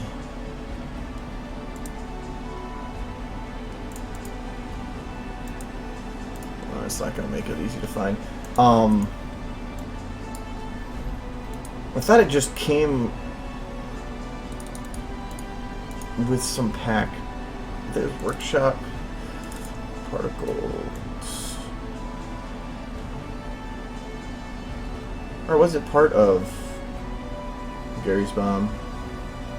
It might have been.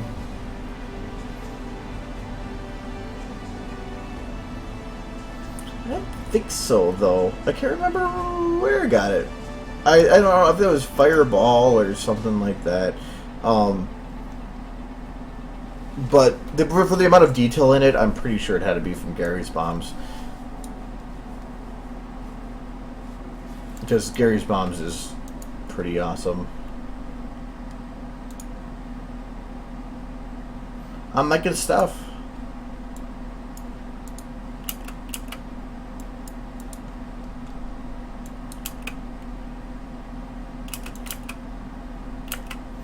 One thing I don't like about this right now is when she hits the end, it doesn't.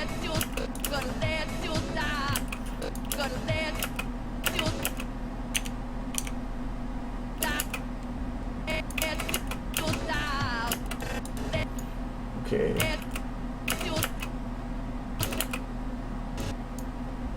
For one, her eye lighting is horrible.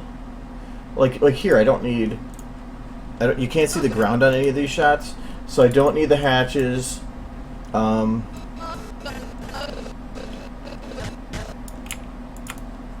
lifeboats are there, but I don't think they ever really get in the shot. Yeah, I can delete them. Nobody's ever noticed. Mid-deck details aren't needed. Superstructure is. Foremast does not need needed. These can be deleted once I confirm that I have what I want.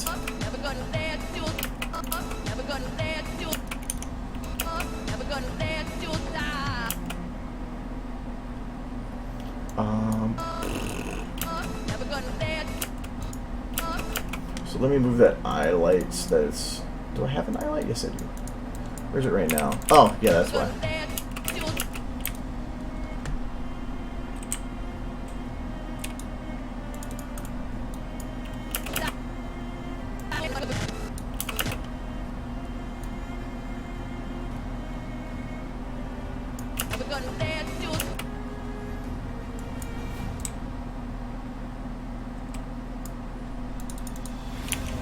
There, keeps it a little brighter on that side.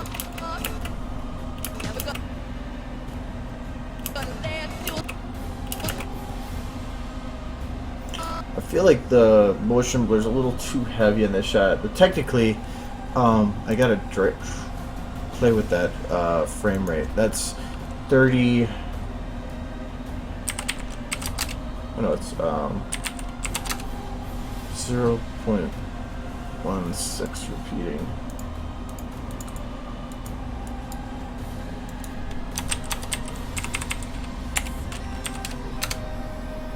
Okay, it's a little better.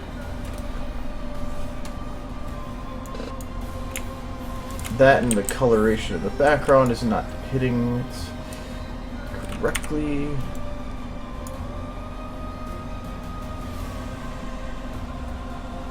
Now, when it comes with rendering, it's really the render time depends not. I mean, yeah, your hardware performance is going to have an effect, but it's a lot of it is based on how complex you make the shot. If you have it simple enough, you can have like just a pony and like a couple things in the background. You can make it super fast. But also, I do a lot of scene builds. If you go and use pre-made maps, it has a lot of assets that are built in right with the map. So I can get super, like the Fallout video, Leaving the Stable, I deleted everything that wasn't in the scene build in the shot. Every shot only had a couple models in it. The render times in it, considering it was in 4K, were actually not that bad. But if you go and use a pre-made map in 4K with a lot of stuff going on, you're processing all this stuff that's not in the shot. It's a lot more intensive on your system.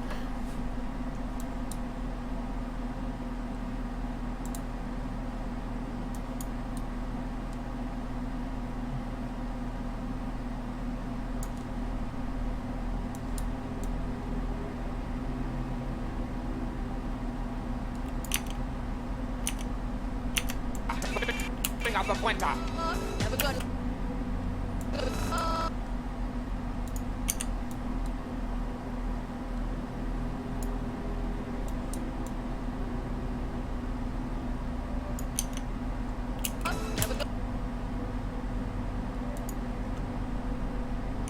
I do have to go through and redo the coloration of this. I think it needs to be a little bit more purple.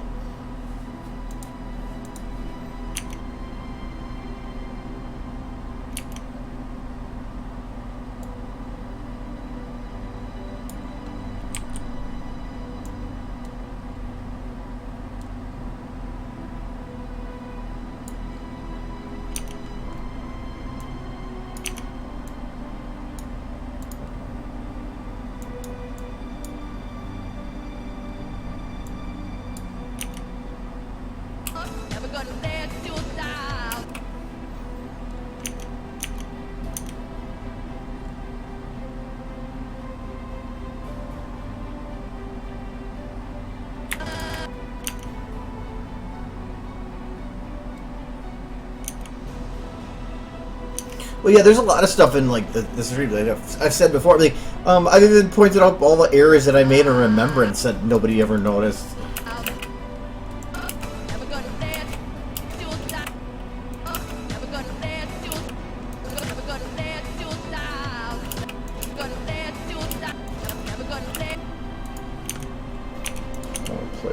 Smooth that out a little bit more right here.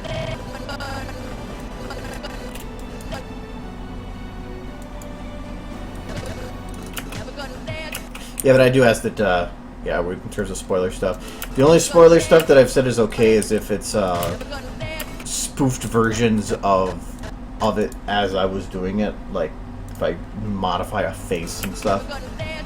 I just don't want to have the actual, like, a full GIF render of something that I'm working on put out. That I don't like.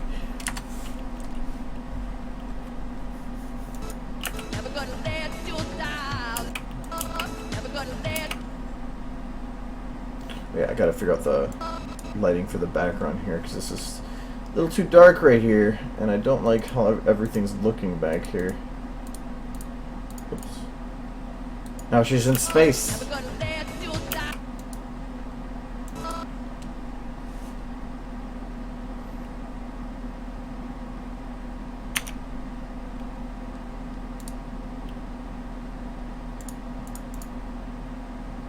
Why are you not rendering? Oh, there we go.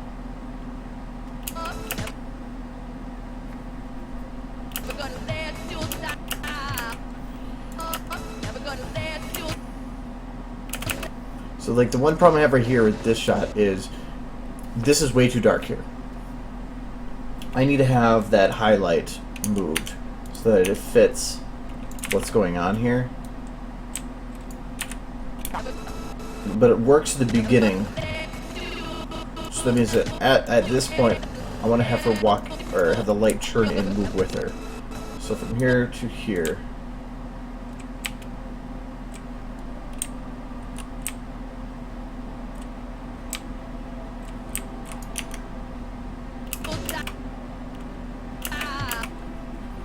That.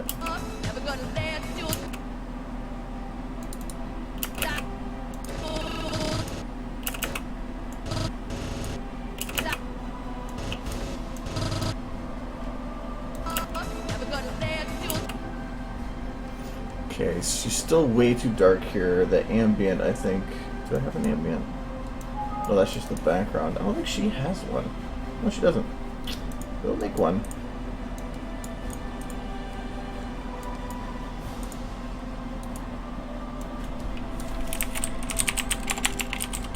Especially if I'm going to the next shop where everything's dark. She has to have an underlight of some sort because she's really, really lit down here.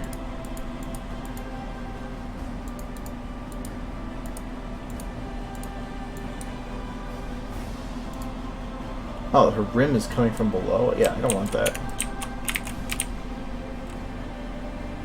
It worked for the shop before, but not now.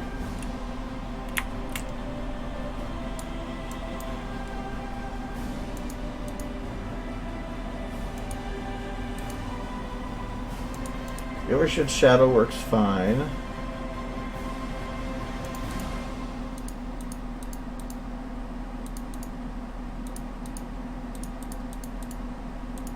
Oh, both lights are hitting her. That's the ambient one. Okay, that's why. Okay.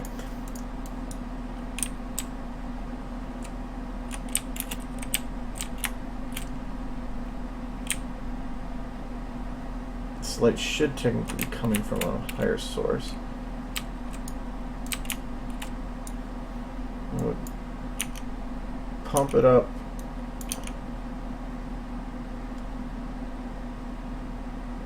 That no brighter.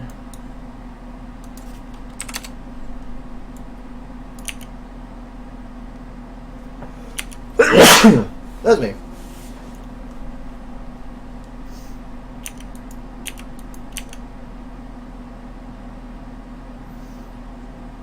Okay.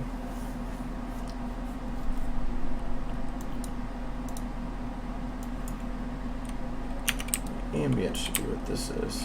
Oh, actually.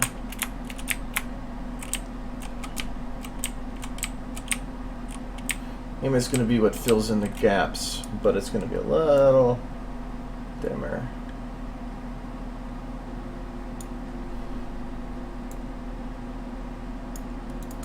I think I want to take this rim.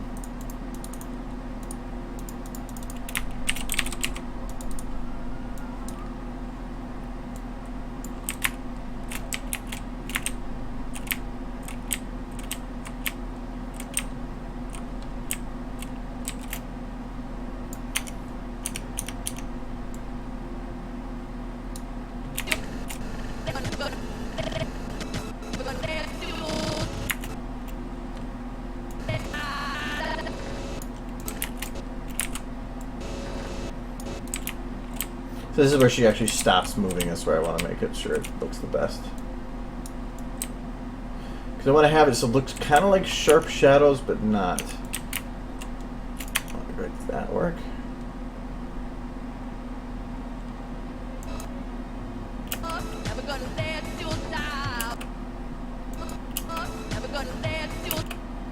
So maybe put the highlight.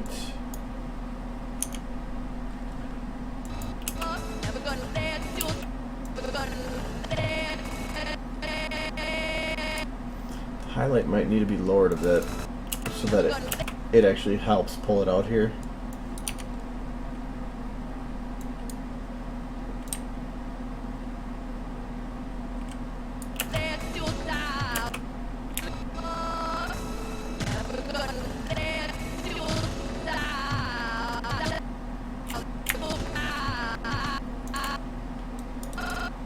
I think I'm going to make that rim here. The boat back, I guess.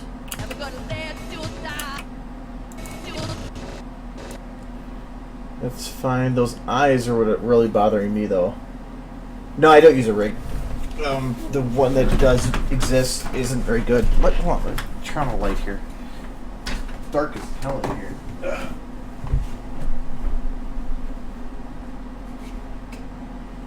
Yeah.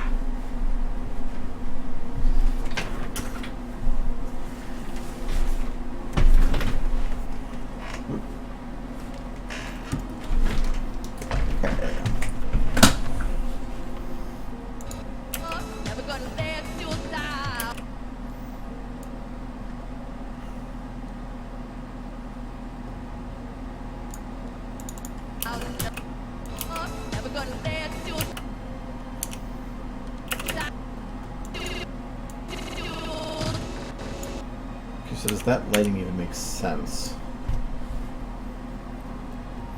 I think that rim... I like how the highlight lights right here, but as soon as her head turns up, it doesn't.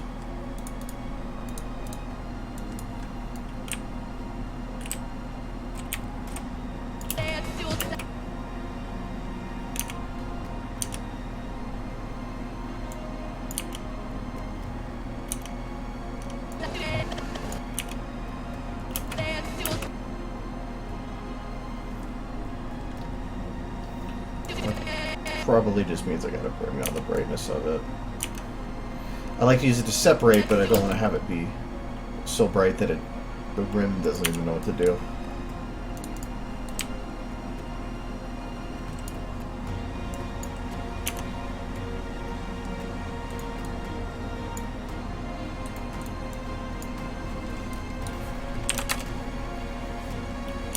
Yeah, I gotta replace that thing.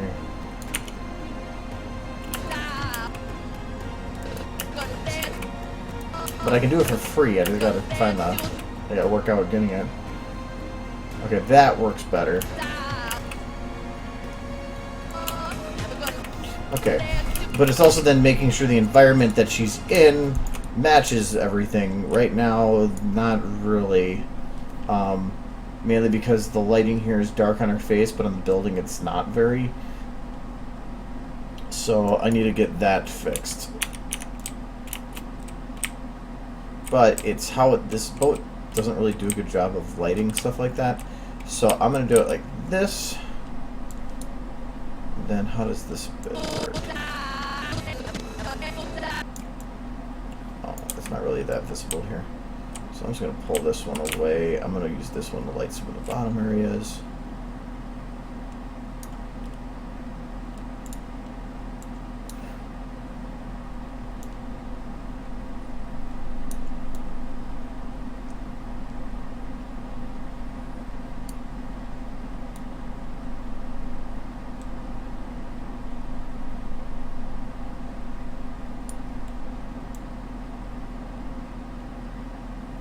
Okay, that'll work.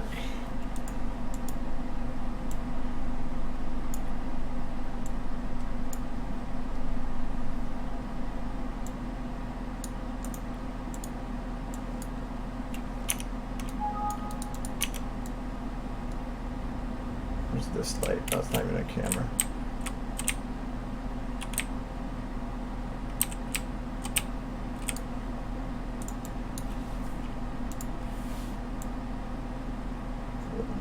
Level of 1, that's pretty damn bright.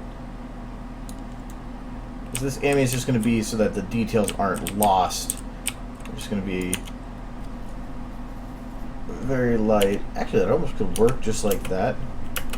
No, it's way too dark right here, so I need to fix that.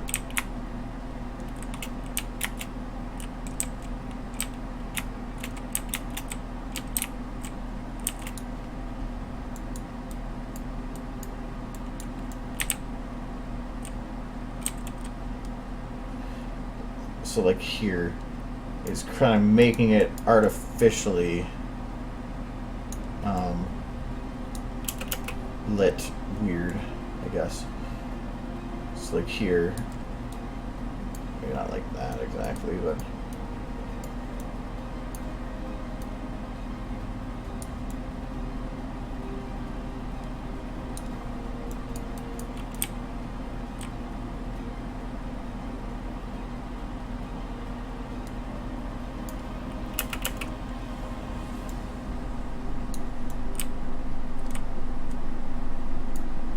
it's like here, trying to still keep it lit on the side here without blowing it out on the other.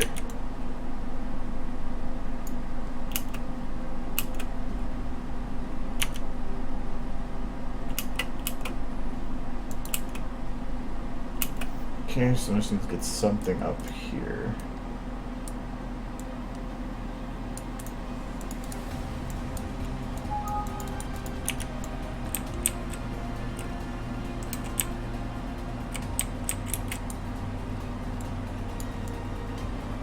That area now.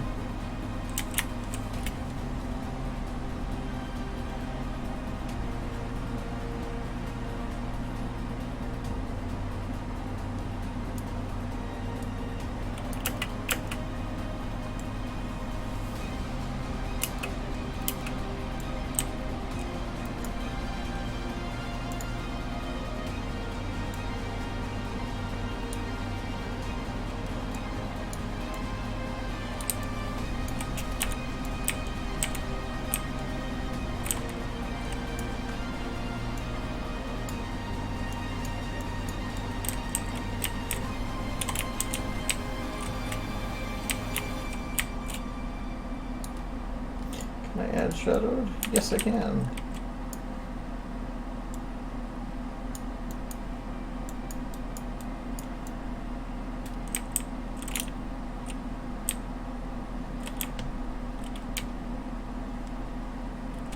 There's the shadows. Okay, I was wondering where they were.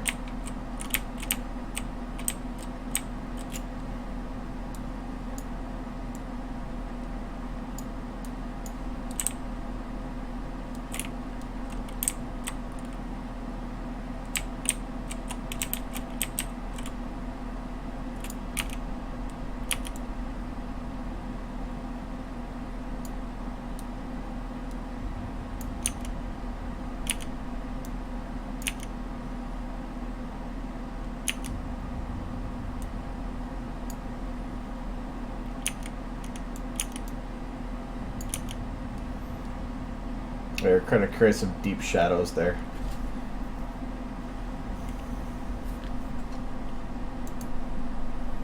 And I just gotta light the ground here. Just gotta take that other this ambient one and move it. Radius is awesome and annoying at the same time. It can create some of the better looking effects with lighting, but at the cost of you're not always going to see it. I'll show you in a sec what it means. It took me a while to figure out how to utilize it, and even once I figured that out, it wasn't exactly something I liked to use, but then I found that I ended up using it more and more.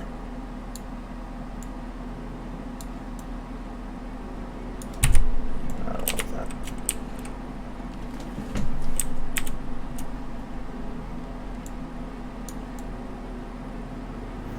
The stairs, because they're like black as night behind it, are annoying because I want to get some kind of light there, but I need to have them super bright for the stairs to show.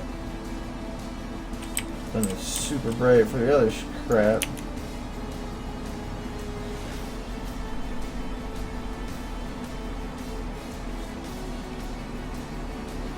But I don't like how this is. Is that supposed to be green? No, it's not. So why is this showing more green? Oh, I bet you I know why. Let's take the lights from... Well, actually, you know, I have a really good way to show the example of what radius does, because I kind of figured out by accident how it calculates it. There we go. Now that matches.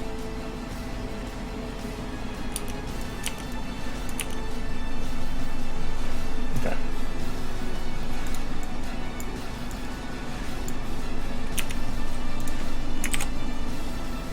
Alright, to get this to work, I need an eyeball.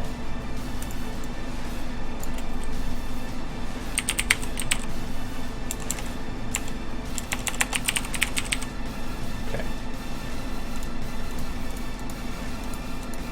What are all the hats? I thought it was just, how did I search that? I thought it was a binoculus or something like that.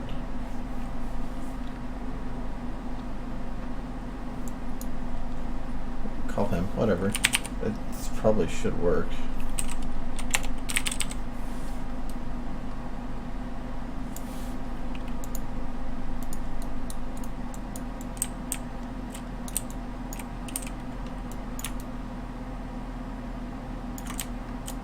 Let me make sure that this does all the normal.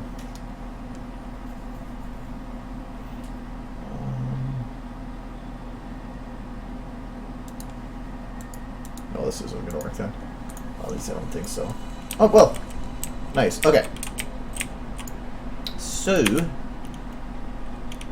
going to turn off all lights. We're going to make a new light.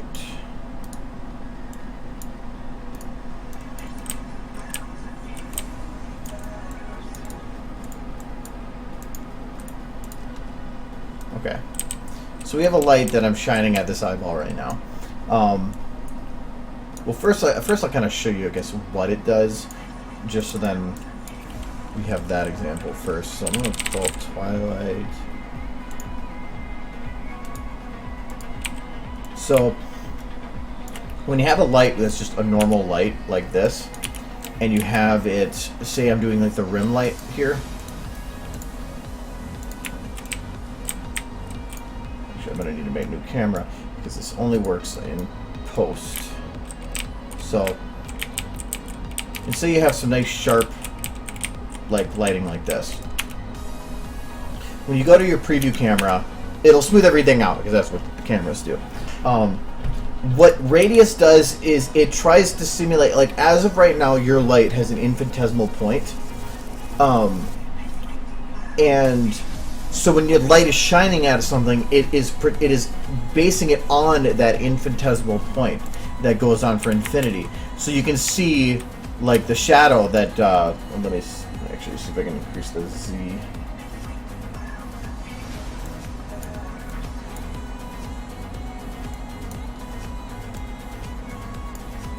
Oh, I got rid of that other thing, so that's fine. It still kind of works. So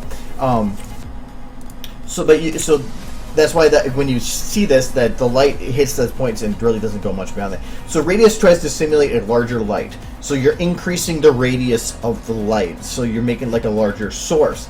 It's not an actual increase of the light size. It's trying to simulate it. So that's why, like, if you try it here, you know, it's a nice sharp. When you increase the radius right now, you'll notice zero difference. It doesn't change anything. That's because to simulate it, it needs to go through its normal. What do you call that? The processing that you get from the clip editor. So, say I put this up to half. If I go now, you'll notice a little bit of a change. Nothing too drastic, but like if I go and zoom in with the camera here, you notice that the light smooths a little because it on these edges it blended a little bit more. If I go and max that radius, you can see that now instead of not being that sharp edge, it's actually blending a little bit along the edge. That dims the light, so normally you have to increase the brightness to like something stupid to be able to get that same look. But now you have a nice blended light because it's simulating a larger size. You can override this to like higher amounts and just see what that does. But I really don't recommend doing that too much because the max of that it comes with is probably going to be your best. But you only can see that in the preview. The difficulty that I had with that, or the one reason I don't like this, is it technically expands the light beyond its normal boundaries. So areas that you didn't think were hit with light before suddenly are. If you're trying to control the lighting to have dark areas like I've been doing for some of these shots, radius is horrible because it'll start cutting into areas that you don't want it. But it usually will give a nicer look. But the other nice thing about this is with shadows. So with radius at 0, you're gonna, if you go and do processing, you're going to have a straight shadow. By increasing the radius, you're going to also fix that a bit. So was this with the 500? No, it's with the 50. So you'll notice the shadows still at the base are strong, but as they go away, they get weaker. If I go to 50%, let me go to a better value to see that. Yeah, so it's here. So here you can see that the shadows are nice and sharp here, but they get blurry as they go further away. That's more realistic. So for shadows, it's great. You don't need to have a shadowed light for that to work, though. And so if you want to see what's actually going on with this, that's why I have Mr. Monoculus here. So diminish that light down a bit. So I'm going to take 0 radius. So take this camera, and Monoculus has, you can see that light ball that's like reflecting off it, the light refraction. If I go and process the shot, or here, you'll notice there's only the one light. If I go and take this light and increase the radius to max, now you're going to see a crap load of lights. So it's not, to simulate it, it's not trying to expand the size of a single light. It's trying to simulate as if that light had multiple light sources coming from it. So I actually found that if you have a model that has this eye refraction or some kind of refraction on it, using radius can actually like hurt, because it's not going to create that nice central light, what would you call that, point on there that you would expect from some kind of even just larger light. It's now going to start like creating a little popcorn effect that you might not want. It's not going to have, I found this out because when I was using radius to light some of the eyeballs in the other shop, we're using Monoculus, that I could see that, and I'm like, what the hell is that? So, yeah, annoying. But radius is pretty cool. The only thing that sucks is if you want to really use a high radius value, you're going to probably be putting the brightness up so high that just running through a shot normally to preview it, it's not going to give you a good idea of what things look like, because you're not looking at it as it should be. You're looking at it with that super bright radius, whatever, or super bright version. Render is going to be the only time you're going to see it correctly. So that's that. Super useful, super cool. Not going to be a like end all. Everything has radius on it, but it does soften up lights quite a bit, and that's where I do like them. So here for her rim, I like to put some radius on it so that it blends some more instead of having it sharpen the edges. I've only started doing that in the last well, this actually I learned it when I was doing Remembrance, but I didn't want to redo all the lights.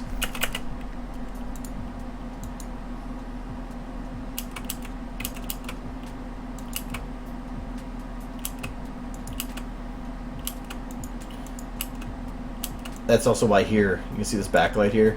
It keeps like changing whenever I keep moving around because it has radius on it.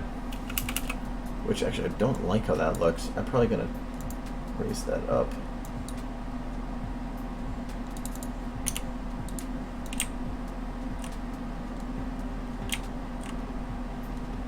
It's not that I don't mind how it looks. It's just I want to have it look like it's coming from that direction, not that direction. Oh, that's better. Step down a bit, and we're good. I'm not going to get those stairs to light up correctly, so I'm not going to bother. Oh, I should probably light up the walls there. I'm going to grab the light from this shot.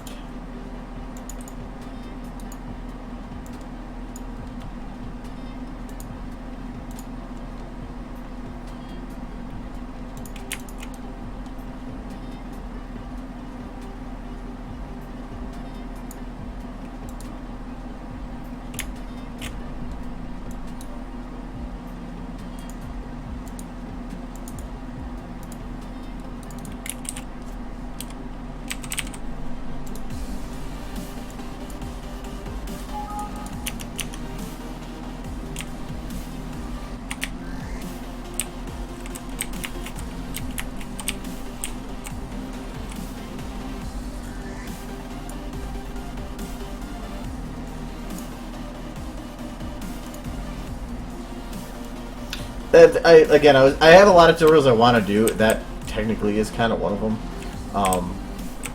But I learned it because I was trying to figure out what all the light stuff did, and I kind of ran across an error. And I was like, oh, okay, that's what that does. I will remember that. But it took playing around to actually figure out how to make use of it.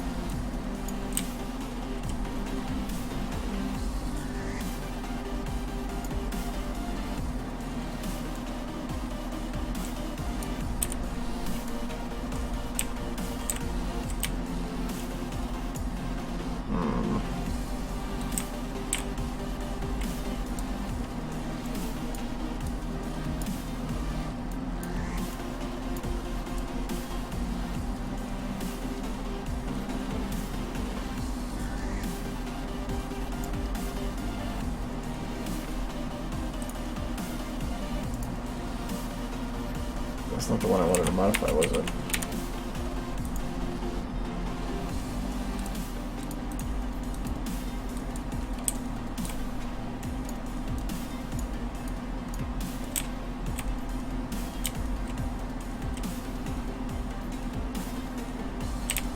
I'm trying to find a good way to light these stairs. Not the full stairs, just the good visit the corner bits, kind of like here.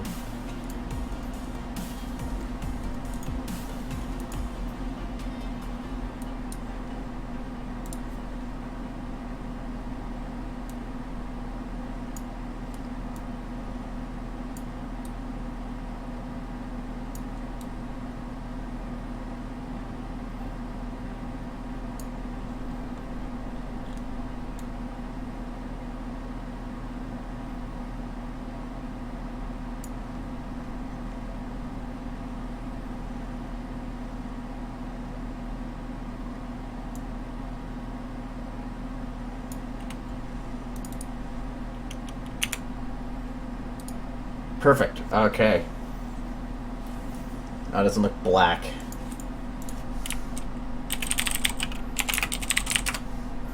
Light does not have the J.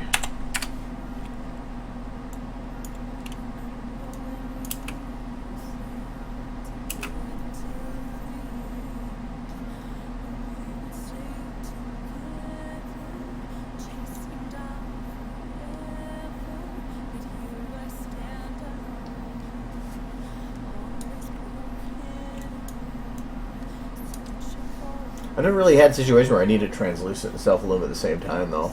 Self-illum is one of those things of I don't like to use it if I don't need to. I like to use color if I can, and then utilize lights instead. Self-illum is kind of a if you need it to be uniformly lit, which usually I don't need it.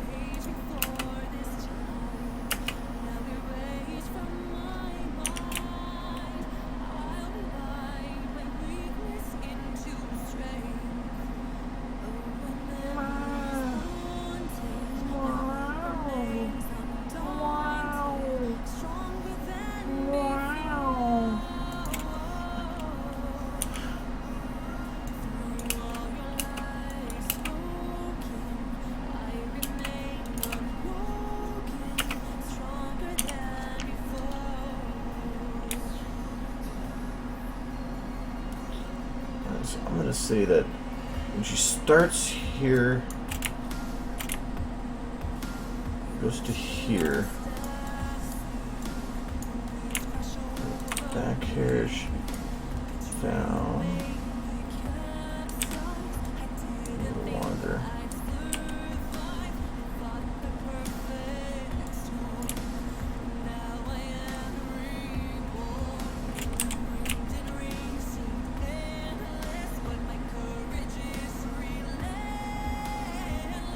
I'm not worried about the motion, I'm just figuring out base position. So like at here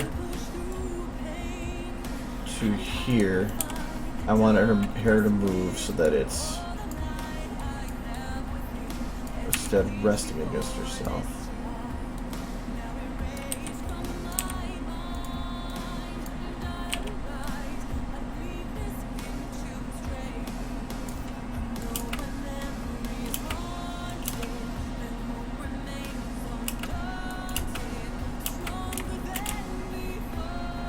It's okay if it clips, because I can play with the jiggles once I have access to them.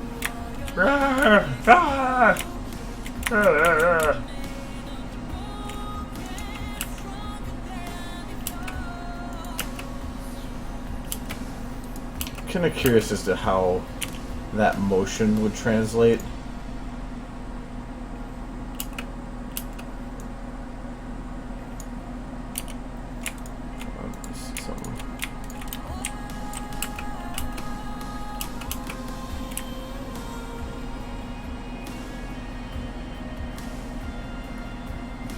Because she only moves slowly over the camera, but it just seems like there's going to probably be more motion blur to it than I want.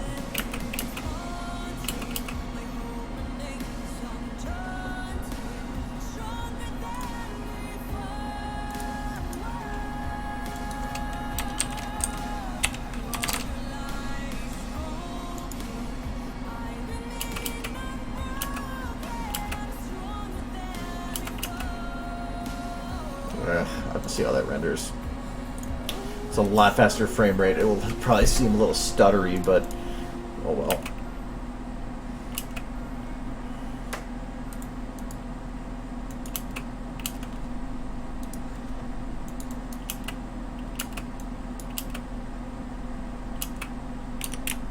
Alright, now I'm gonna animate the hair a bit so when it's going backwards, it should lag.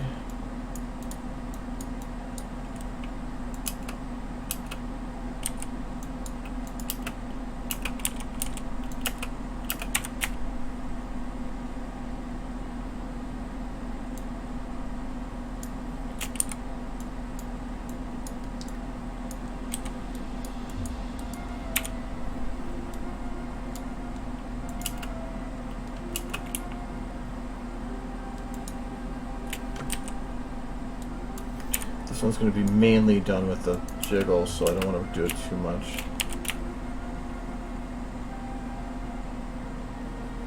But as it's falling here, it wants to pull back, push forward.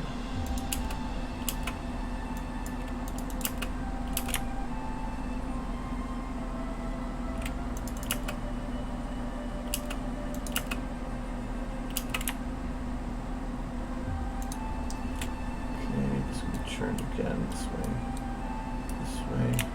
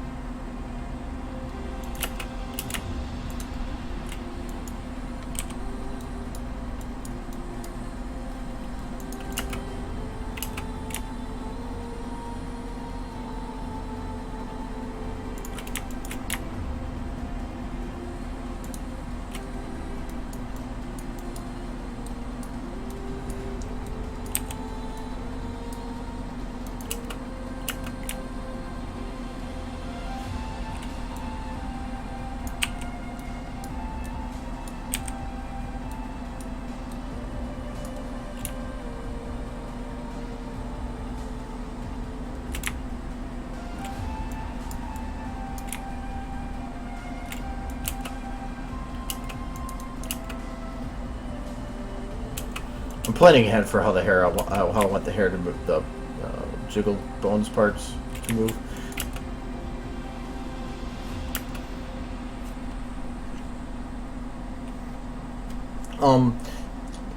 Motion blur qualities, whatever you want to put it at, but the shutter speed is what determines how much motion blur there is, and the standard is 1 over your frame rate times 2.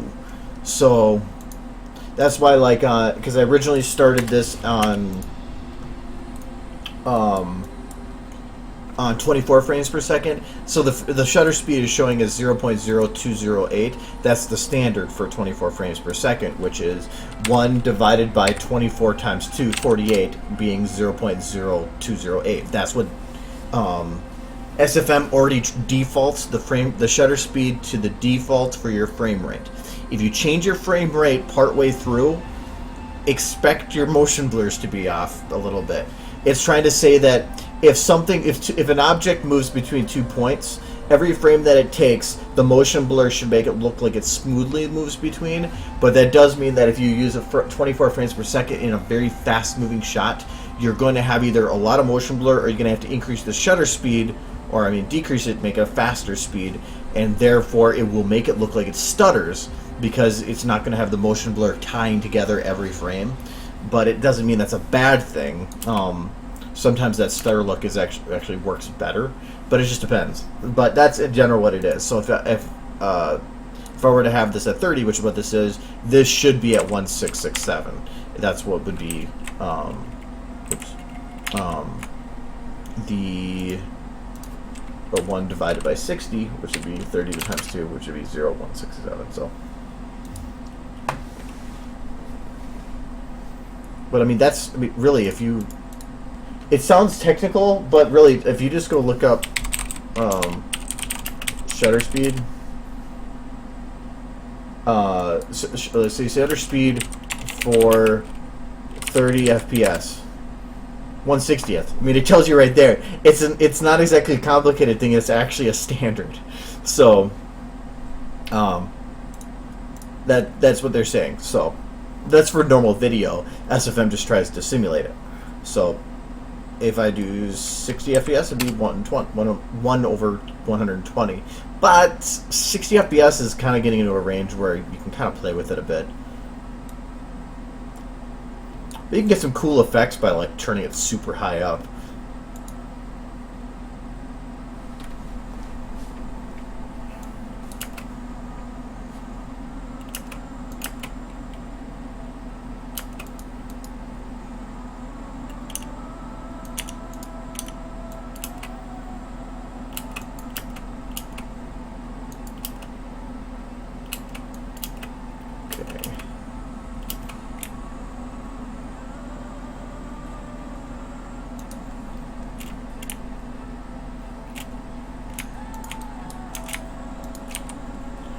tail.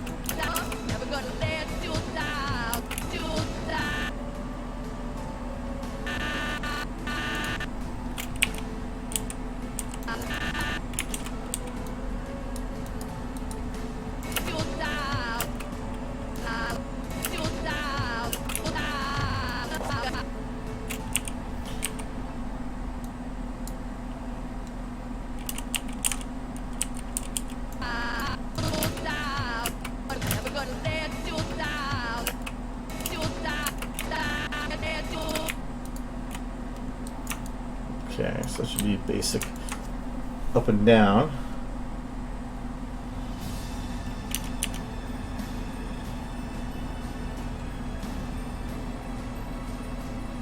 Yeah, it's, well, again, motion blur can be like super useful if you want to show somebody moving super fast through a shot.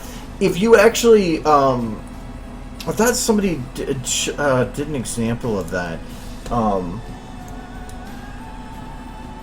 I saw.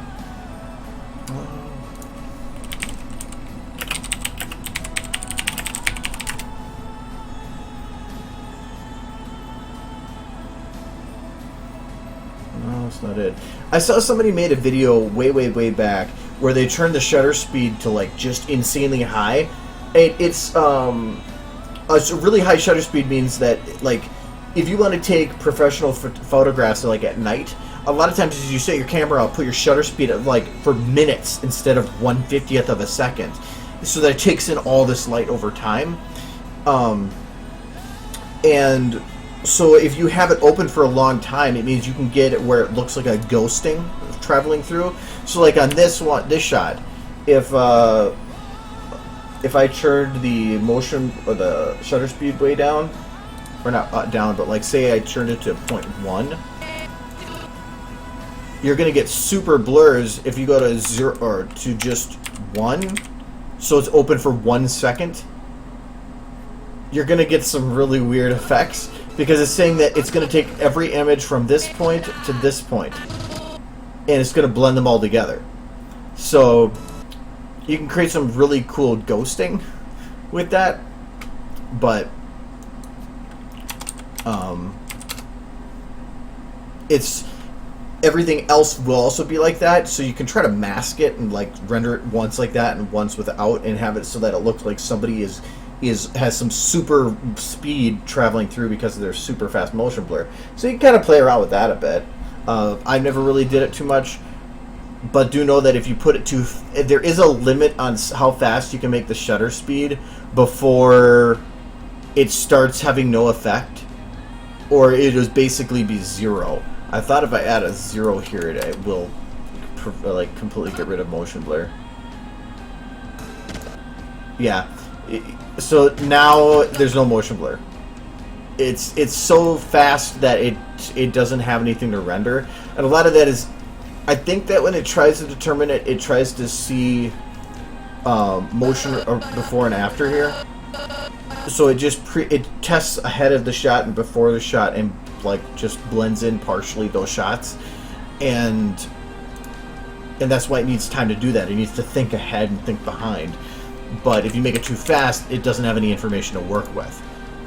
So I thought it was like 0.004 is when it hits that point.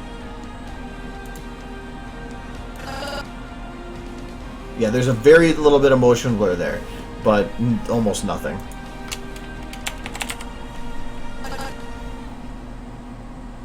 You'll kind of make it look like a cartoon if you have it acting like that. I thought I had a... Oh yeah, I did have a preview of doing that by accident. I think I might have showed it last time too. Is it this one? I accidentally turned off motion blur, and when I did the one of these renders. Yeah, it was this one.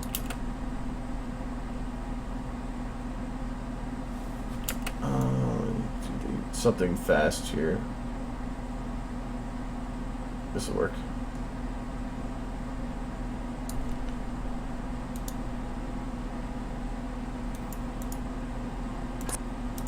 Okay. Still got what I needed to out of this render, but okay, so this is no motion blur. What the hell is she singing now? I have no idea. I think it was popular a couple of years back. But when you have fast motion like this, it just seems to stutter a bit. Because there's nothing tying the two together. And even in this, it's not the greatest example. Where's a good one? Oh, like, here it could. Oh, to a degree.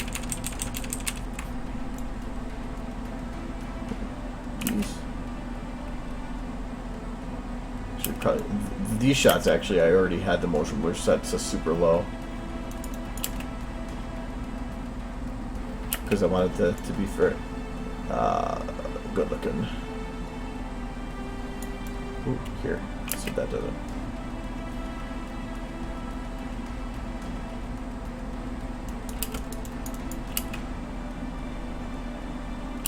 Yeah, just it's jumping to the and just I don't like that. But do know that speedster effect, if your camera moves too, your camera will also blur everything that is moving with it.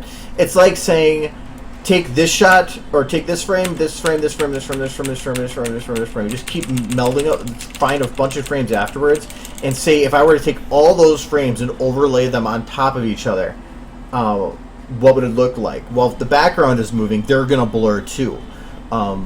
And the higher your shutter speed, the more you're spreading out the amount of frames that it's trying to render at the same time.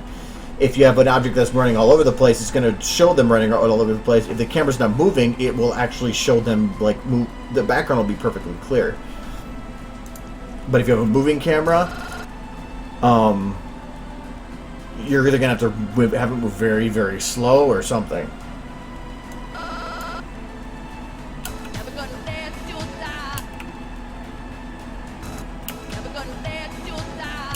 Oh yeah, we're doing tail.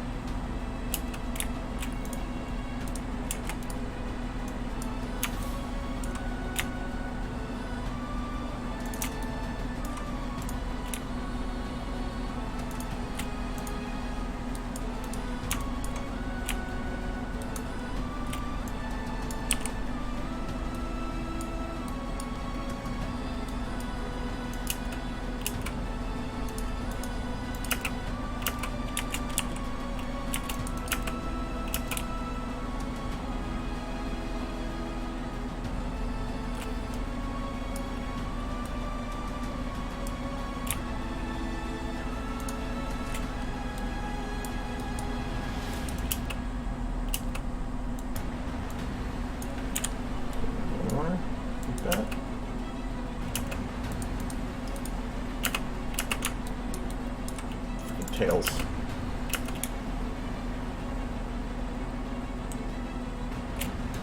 I don't think I want that motion.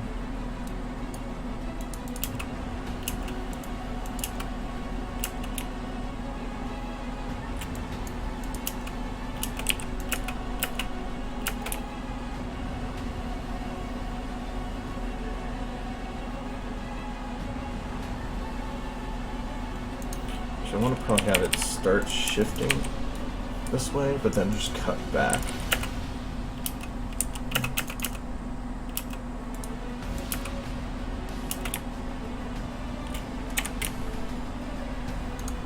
I'll probably actually have it drift a little bit to the side here.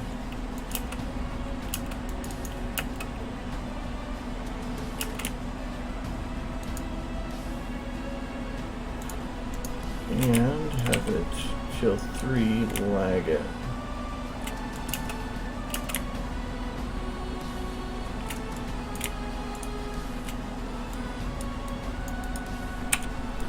So I think till 3 is that low.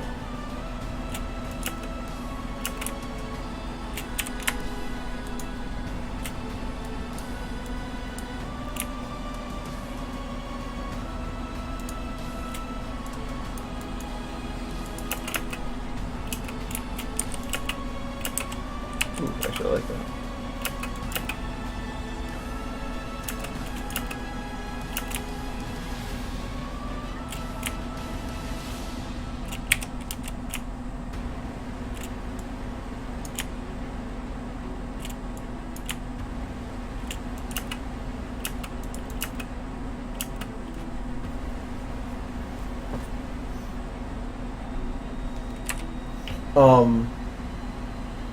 The eyes over blooming. I mean, the only way I fixed the situation where I had the eyes being overly bright because I was doing the lighting for that setup was I modified the textures to be darker, and it was kind of a mess to make that work, but.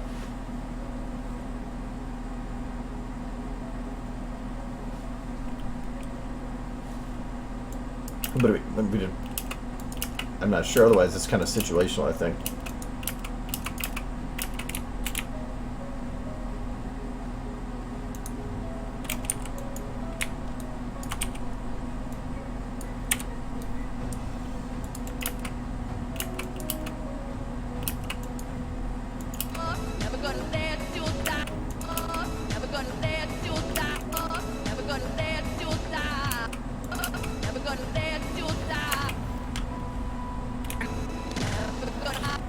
Let's see what happens if I keep the eyes closed.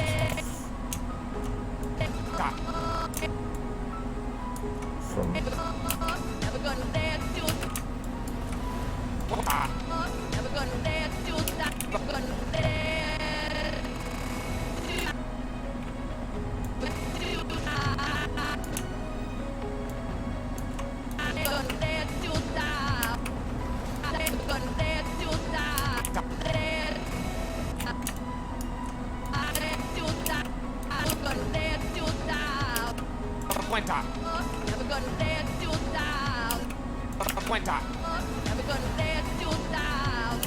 I kind of like it more like that.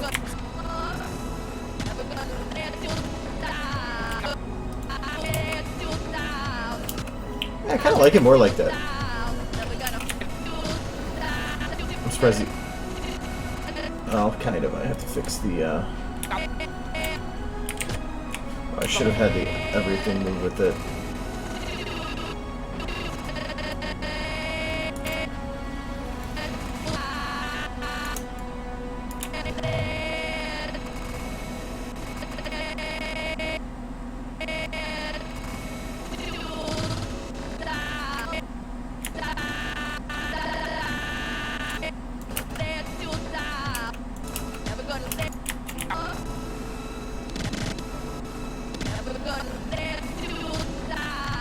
Yeah, I'm gonna do that more.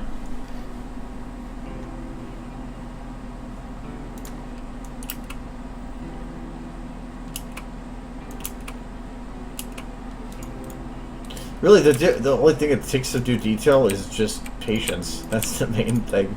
Is being able to say, I could do more. Oh.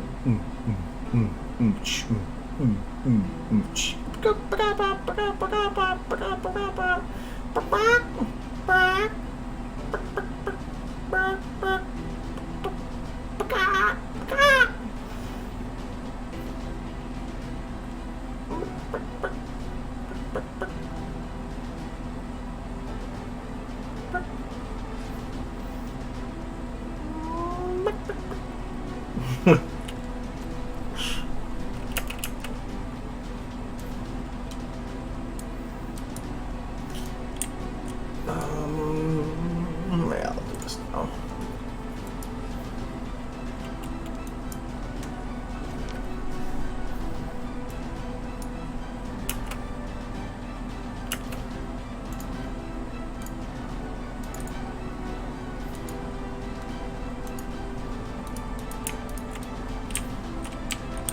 Alright. Did the jiggles save? I think they did. They did. Good. Kind of. Don't care about those because they're not visible. Don't care about those because they're not visible. Might as well not have the motion save though. Tail I'm not too worried about because it's in areas that are not visible, and actually normally if you animate the tail right, the jiggles do a great job actually. And I think in this case I'm just going to take them, smooth them, and just call that good on those. So now I just got the hair. These didn't behave so much. But this one should be okay. But I'm going to add in extra bits because it didn't behave the way I wanted it to. So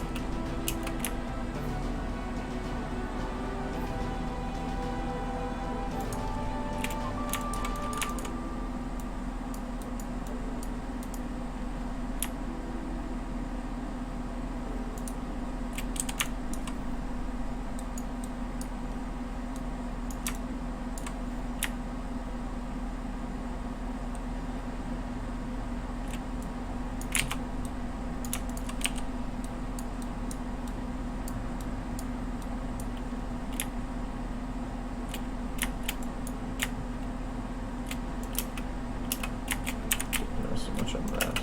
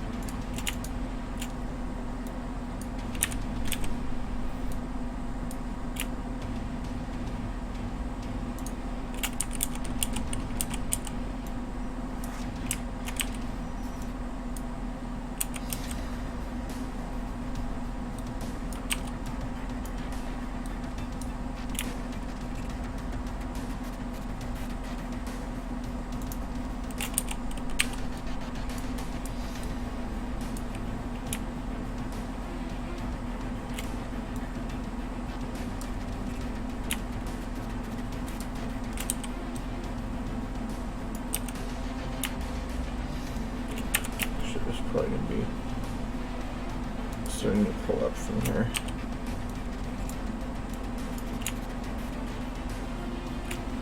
like that though.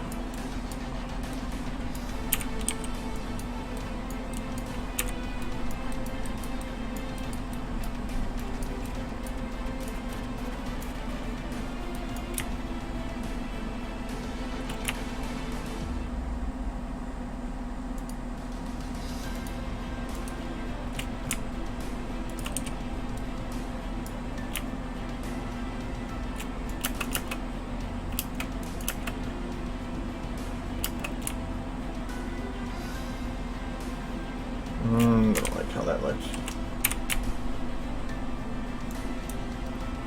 If anything, I'm going to pull this back down a bit. Or just turn it. No, that wouldn't look either.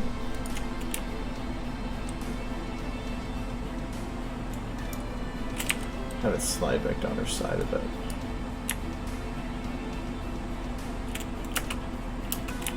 A lot of it is I don't like having that gap there, right here. It's distracting. I thought I could hide it better, but I don't think I'm going to be able to.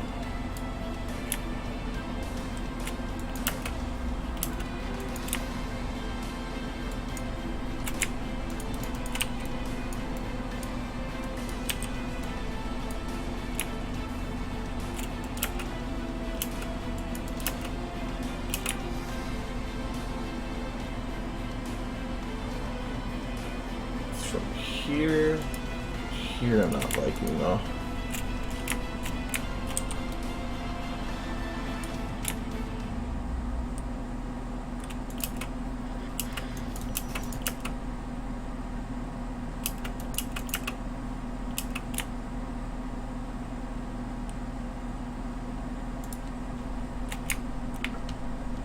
This up. I don't mind showing the back for motion like this though.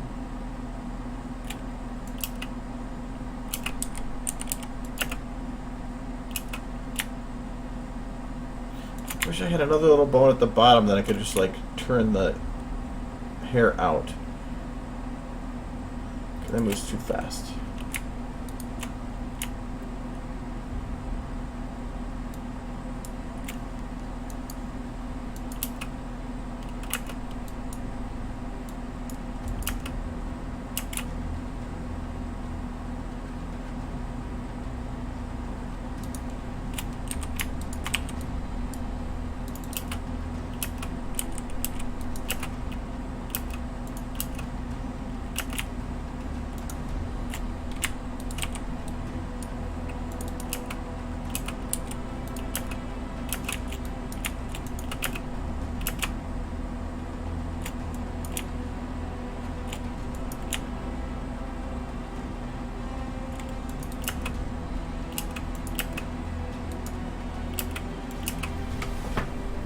That works.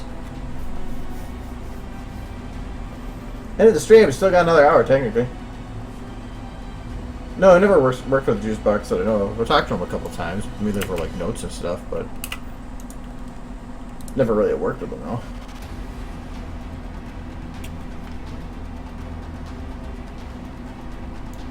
Tuesdays I ended at 9, and that's why it's almost 9 now. But not today. Fridays I go a little later.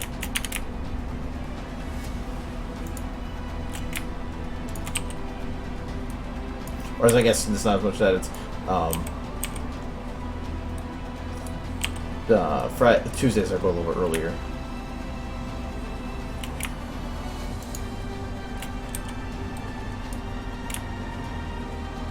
Fridays are more, or what my original times were.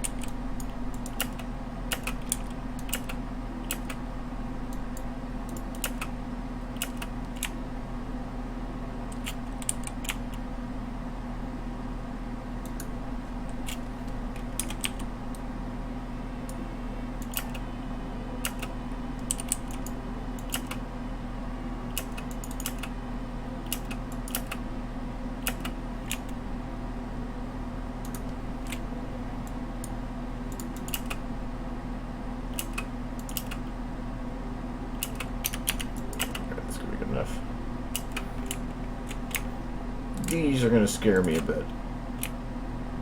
Like here, they plateaued.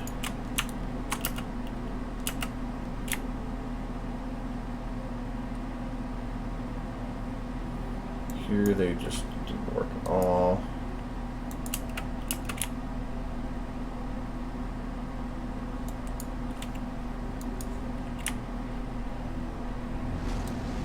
Here they got stuck.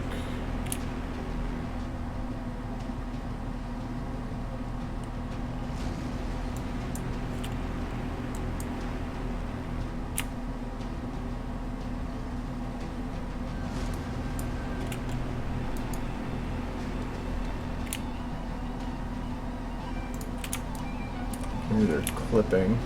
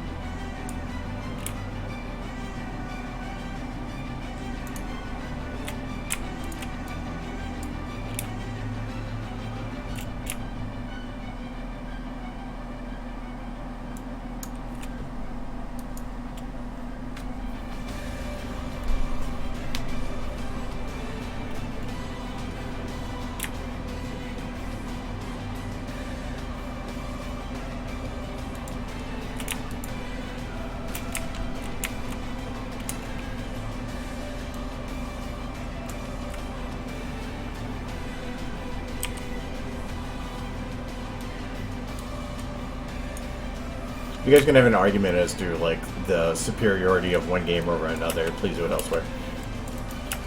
Especially if it's going to include all caps.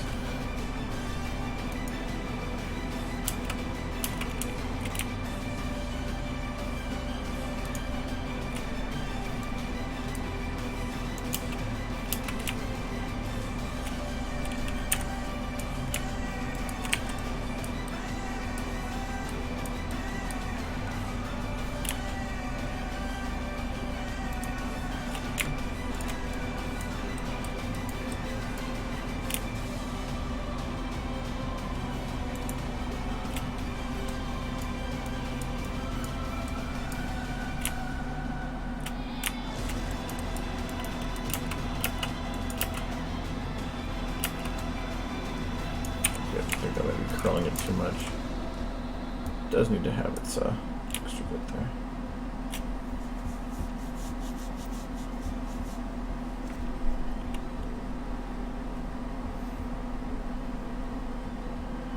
No, you're still stating your opinion on it against somebody else's opinion, so please don't. That is enough of that. When you start having two people with differing opinions chatting, and eventually, especially when it started out with some already going all caps, it's not going to end any better. So, I'm not going to let it continue either. You can have your own little chat in your own little private rooms if you so wish.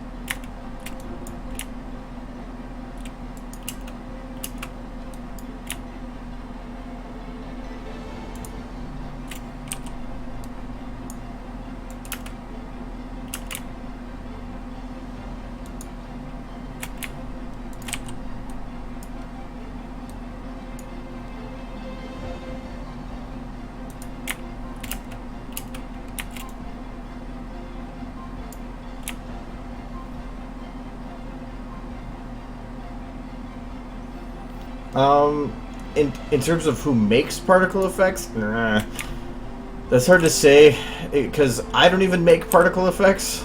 I just take those that already exist and modify them to fit my need.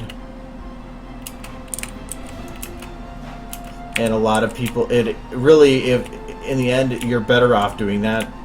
If you take a look at a lot of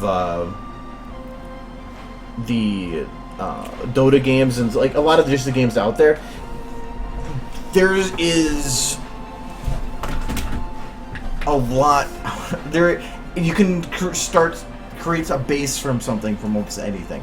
And anytime I need to do explosions or anything, I only made my own particles like 4 or 5 times, and even then I could have probably just modified some other one to do very similar.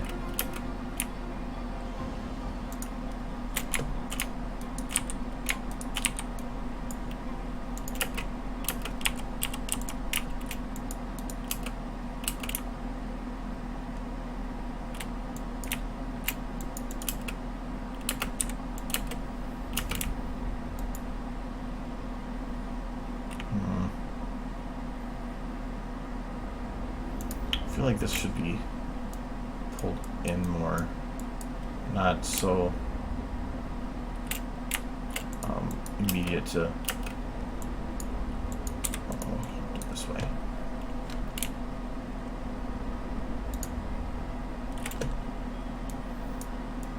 I do think it should do that eventually, but.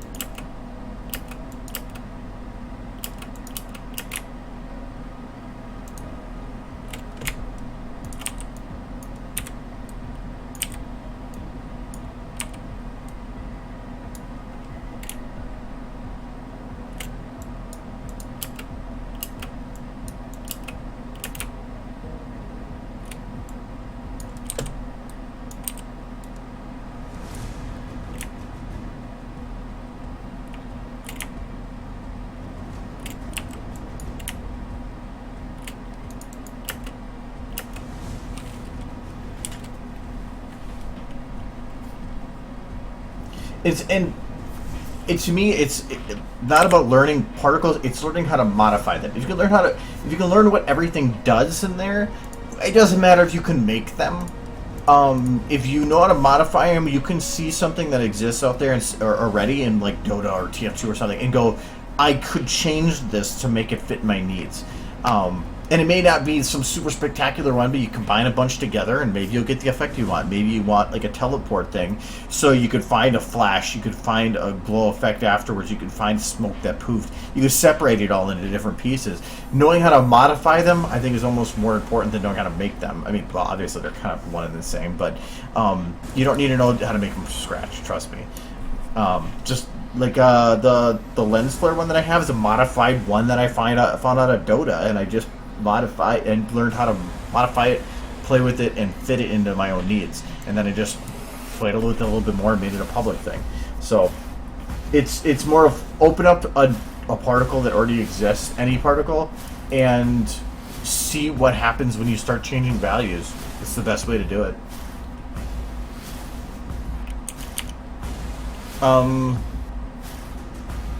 Best way to show what I have so far is to run it on this. I thought I had. I guess I didn't. Hold on.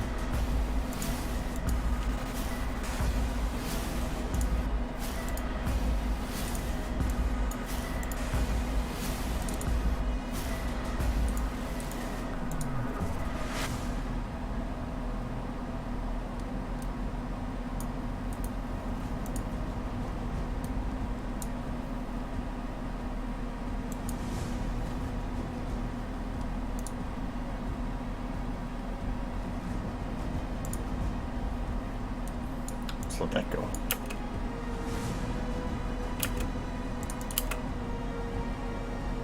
See, now that I have all the hair moving in a more legitimate fashion, it brings her to life a lot more. And I think that's why anime likes to do hair effects. I don't even have the ears done.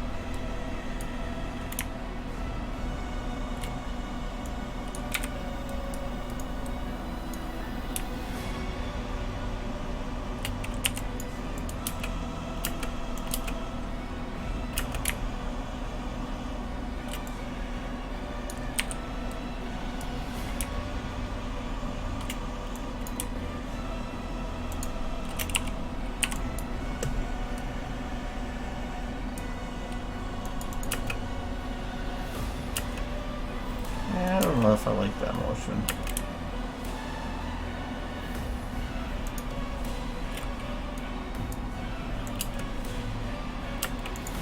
Well, that could work a bit better.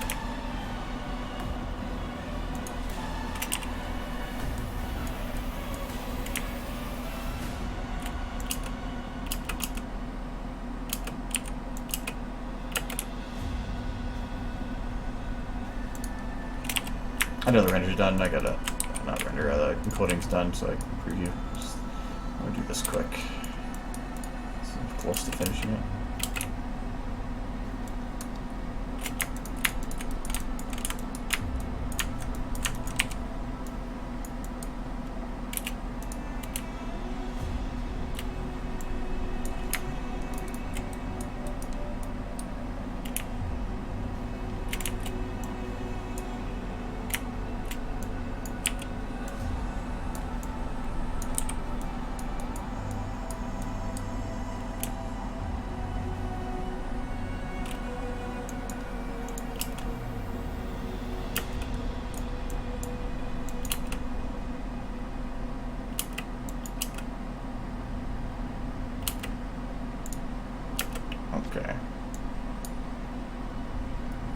This is what I have done so far. Well, this isn't including this parts I've just been working on, but really beyond that, there's not that much more on this, I believe.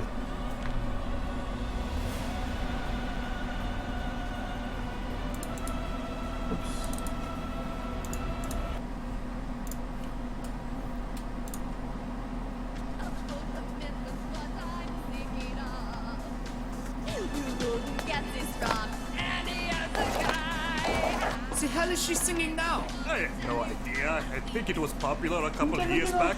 At least she's no longer on about the ponies and the friendship and the wrapping up of winter. Never gonna let you down. Never gonna run around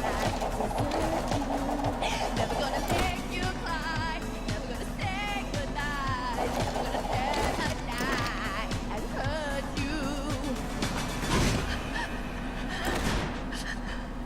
It's him! Like the major said!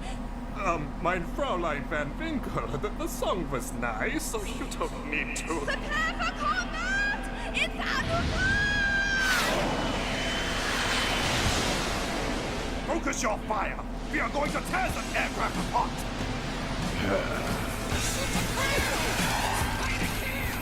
They say no man can kill you, Ayuthard. That's because you don't see the man to do a woman's job. What?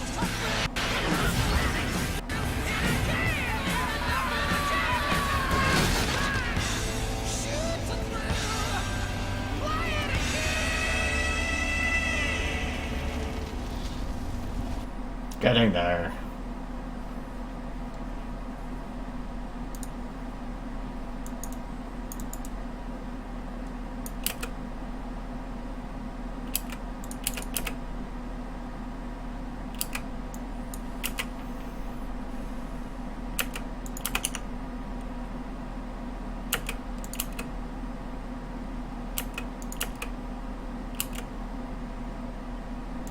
Okay. I really don't think there's not much more I can do on this one. It'll be a lot better once I light her eyes.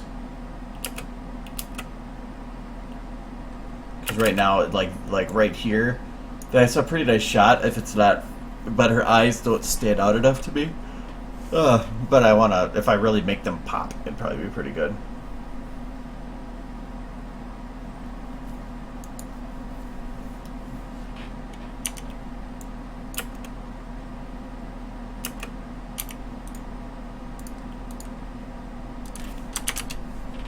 See, that's good. And then I think I did. There's something I wanted to.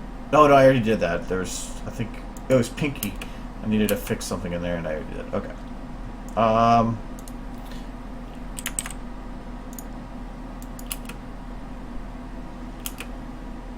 Okay. I'm curious about this one because I can do this one pretty quick.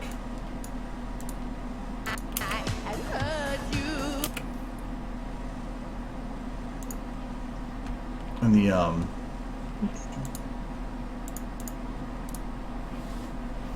the actual version of this is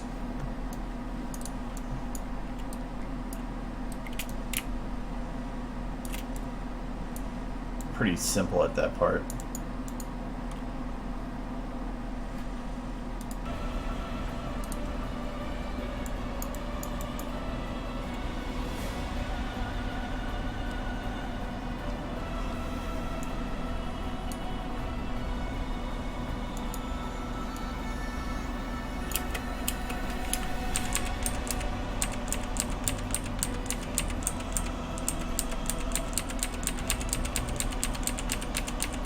It just pops up and kind of blows her hair in the wind.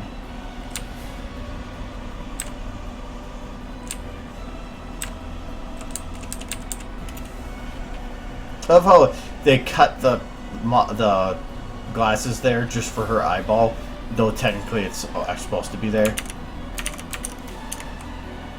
The things you don't notice.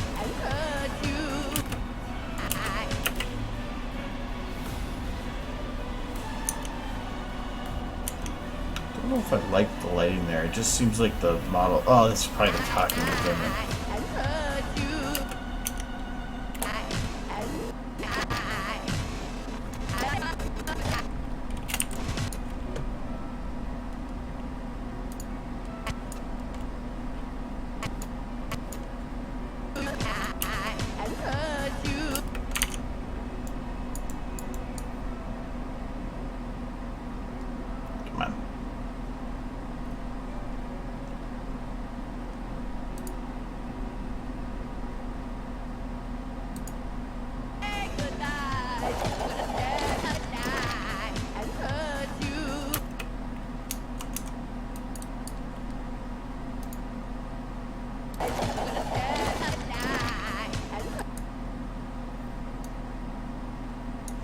just say it's pop up there.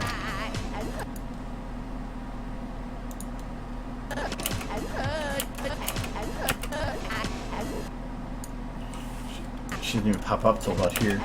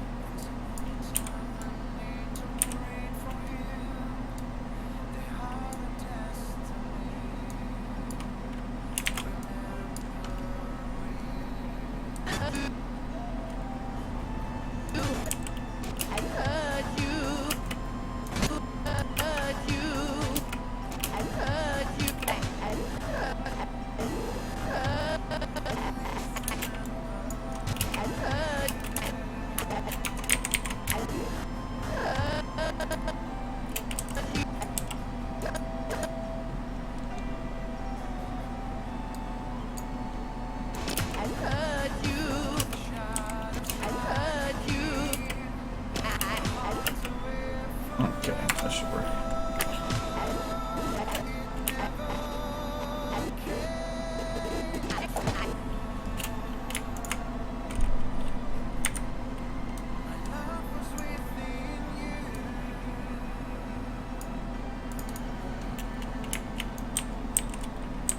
That's actually not no whacking. I thought it at first too, but it's not no whacking. Oof. That's not a perfect angle. Damn it. No, actually I can do this. Easy.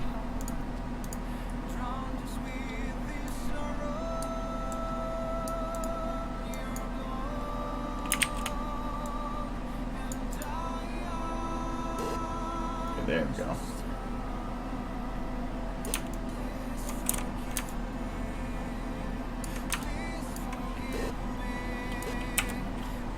Yeah, I thought it was, but if you should look up the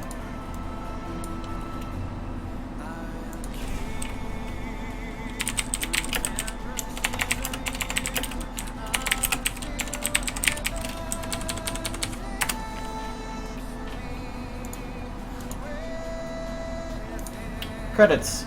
No Viking was Police Girl, but Pip. It's Pip. Where is she? Yeah, there's Jessica Calvello. Jessica Calvello as Rip Van Winkle. So it's a guest star, but no, it actually wasn't. No Viking. So, but I will say that I can understand if you thought it was because they sound very close. So.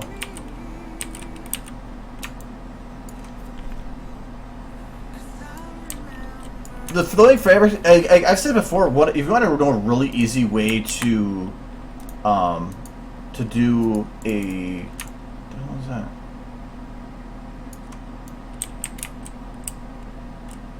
Oh, okay. I'm trying to remember what that black dot is for, but now I remember.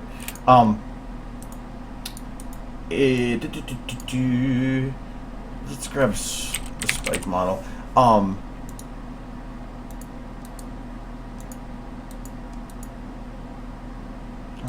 Remember all spike. That's the one. Okay.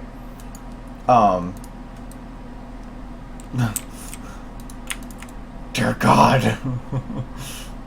And a really easy, simple way to make like a good flowing version of like anything is just take.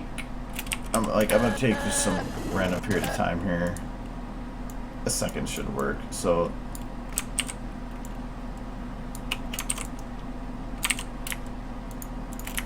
I've kind of, it's because I used to do it this way, but then after doing it for a while like this, I found out better ways. But this is a great way to just do it easily. So grab all your tails, and if you just want to make it sway, this works well for loops anyway. I'm just going to take first make sure you have local rotation on. Local rotation makes it so if I do a rotation, all the bones do it from their base position instead of world, where it does it based on the bone that you have selected as the base. So we're going to do local, and I'm going to have it go and turn sideways like this. I'll just go vertically from here and just go to blue. So sideways like that. Great. I'm going to copy that to those 3 sections I made. They're the same length. And then I'm going to grab in between here and do the same thing. Bam. Turn it to about there. You want to go pretty extreme. That's one way over to the side here. Okay. I'm going to grab what's the difference between the middle section. Paste. Okay. So now it just goes back and forth. But obviously that's not going to look good. It looks kind of like stiff. All we're going to do is I'm going to take, I have all the bones selected right now. I'm just going to deselect one of them, tail 1, and then shift it forward. We're going to say 2 frames. And then I'm going to deselect tail 2, move forward 2 frames. Select tail 3, forward 2 frames. Tail 4, 2 frames. Tail 5, 6. So now, all of them now are delayed a little bit from each other. The purpose of that is, I want to copy this to make sure that each of them has the same, is now they'll actually kind of follow each other. So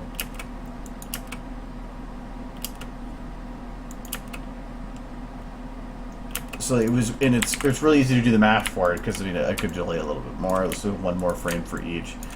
By deselecting the one bone, you're just pushing forward. I want to make sure I do that right. 1. Oh, that was 1. That's 1.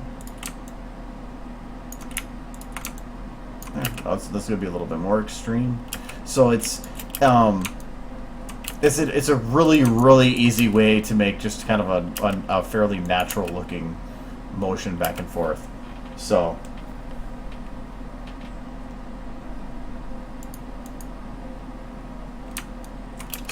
I did that with the dragons before. I've done that with wings a lot. It's just, if you need to make a nice smooth motion, just make the single motion like very extreme, and then just delay everyone after that. I could do that the same with the wings here. Wings are a little different on how to make it look natural, but again, it just comes down to not as much making a good motion as just making a nice quick one. So I'll first put this in a better base position. So let's say like this and like this.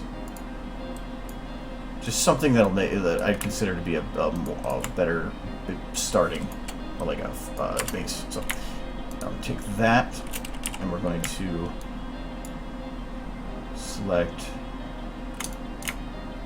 wing and all the bones that come with it. So that's not one of them. And we're just going to put this down a lot.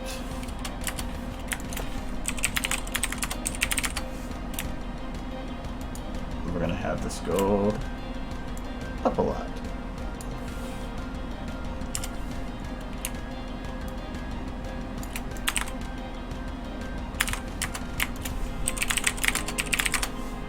Okay, so now it just goes back and forth like that.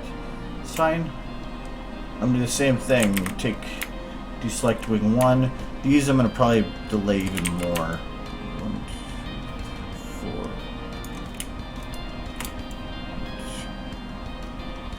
2, 4.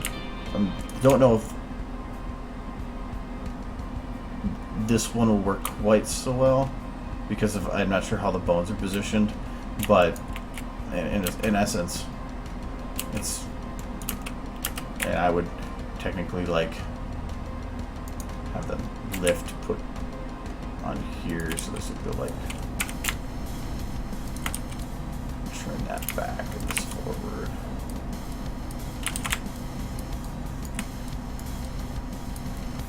See? But it's a good way to make a nice, good base to start from. Well, actually, that did not do what I wanted it to do. So, not that actually did. So, yeah, just using the delayed bit is kind of nice. So,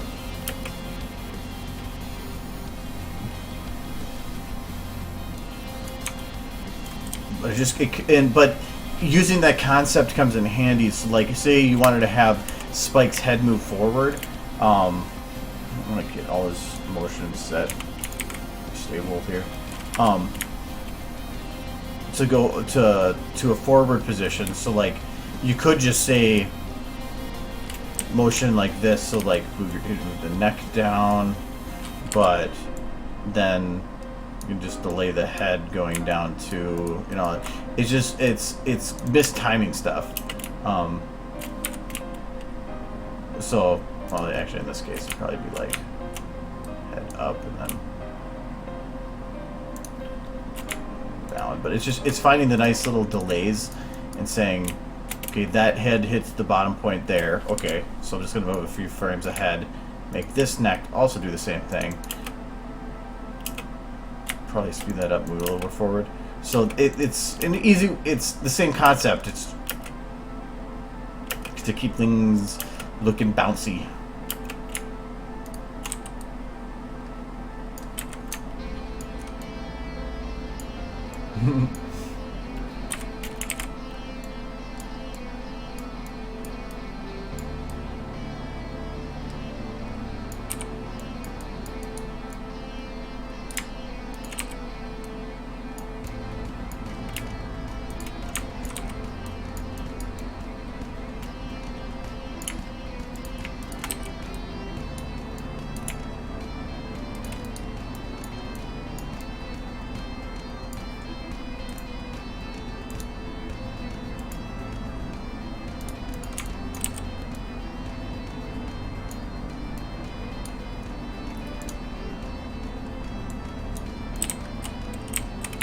Oh my god, Senpai noticed me! Senpai!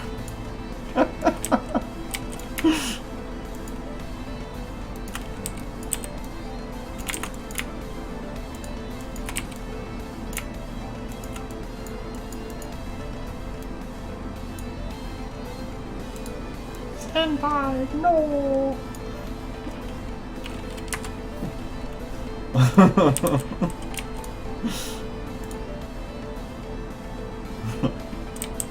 Poor Spike.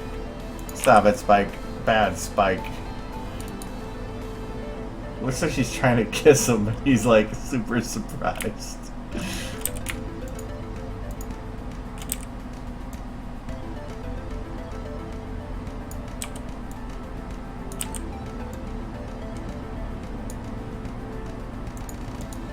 No.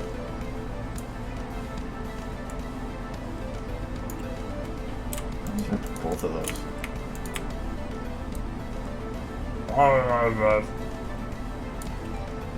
Okay, I'm done with him. I'm not sure about the eyelids.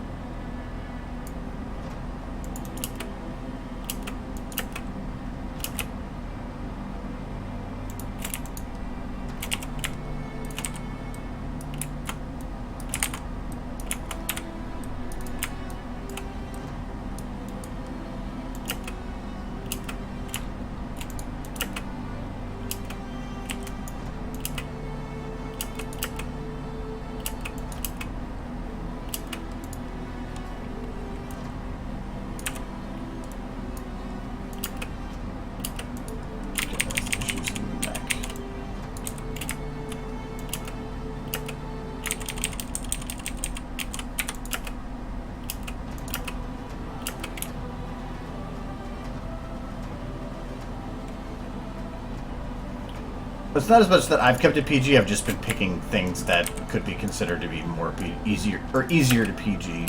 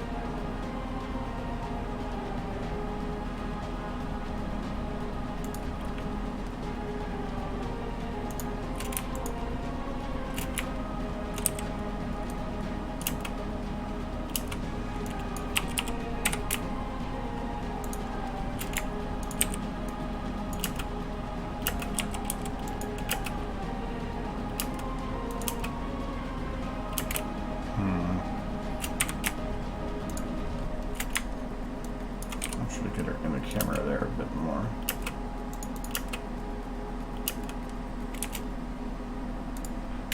Just to make it go there faster.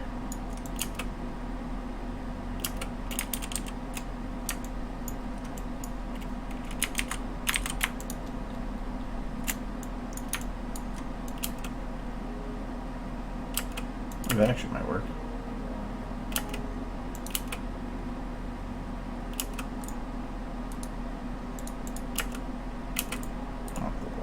What am I doing? I'm trying to get the lights to work. That's kind of cool right there.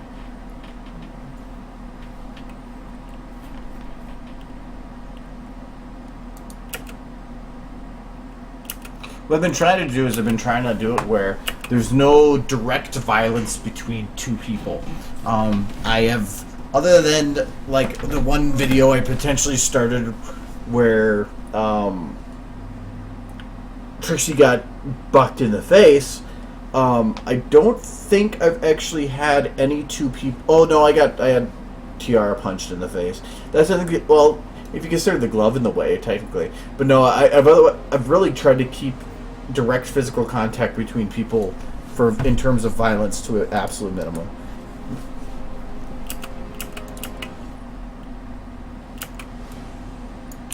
Okay, so the lighting there isn't working. I think that I might have to have this come in from an angle.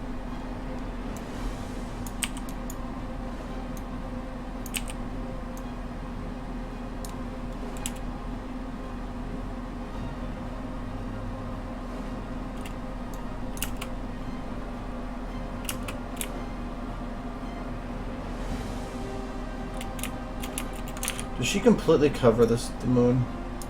She just gets in the way of it. So I could technically move her more forward.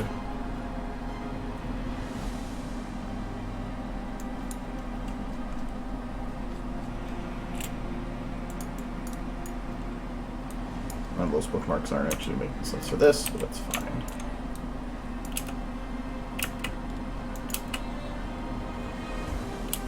And I could I can't utilize the lighting or the hair kind of thing like this one has.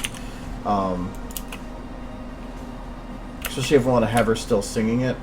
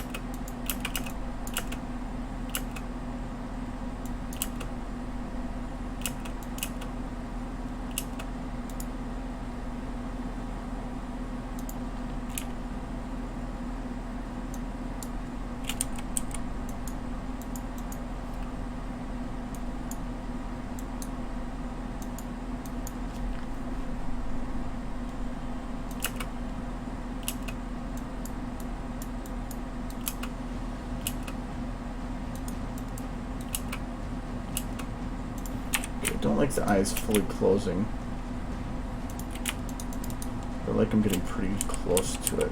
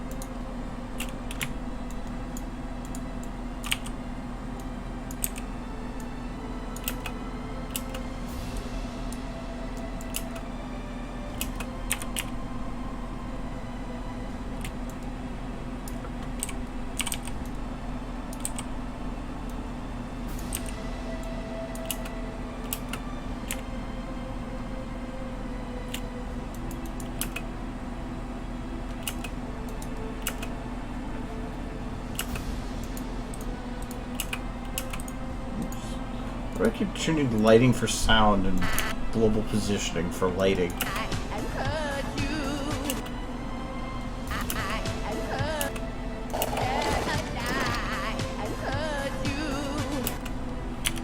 Okay. I kind of want to have the head pop up quicker than that, though.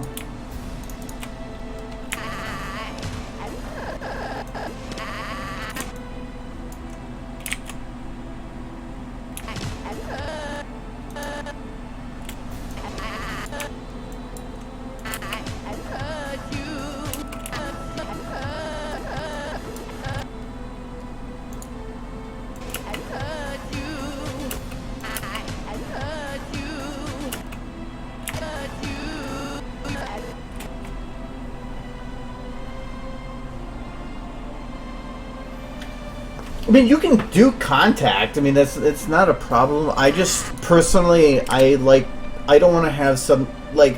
It's like for considering the level that I've been doing most stuff, trying to keep it PG something, and then suddenly having a Five Nights at Freddy's or something. It's a jump, and I don't want to do that. That's why I like to have it where anybody can watch it and not and you won't have somebody that goes, oh, why did I have my kid watch that? I don't want to have that, so I've been trying to keep it so that anybody can watch it, even the Fallout one, and not...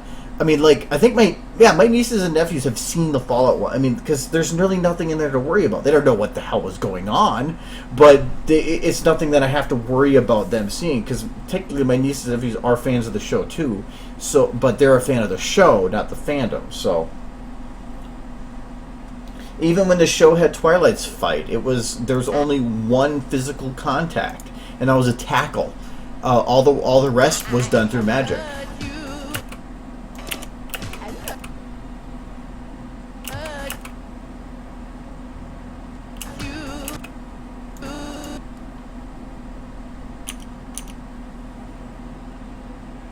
don't know if I'm quite happy with this lighting now. Mainly this bit right here. It doesn't... I want it to fade more.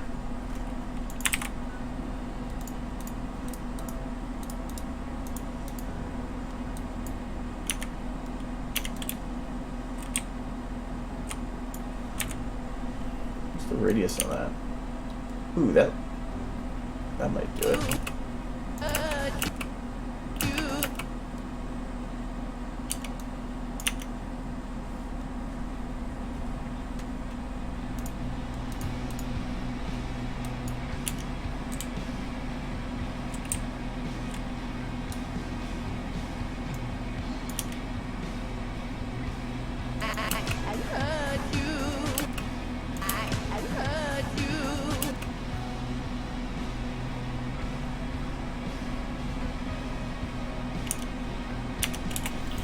There's also ways of like you can do something violent, but if the violence you're doing is, oh, that's why I was having problems. I was on override.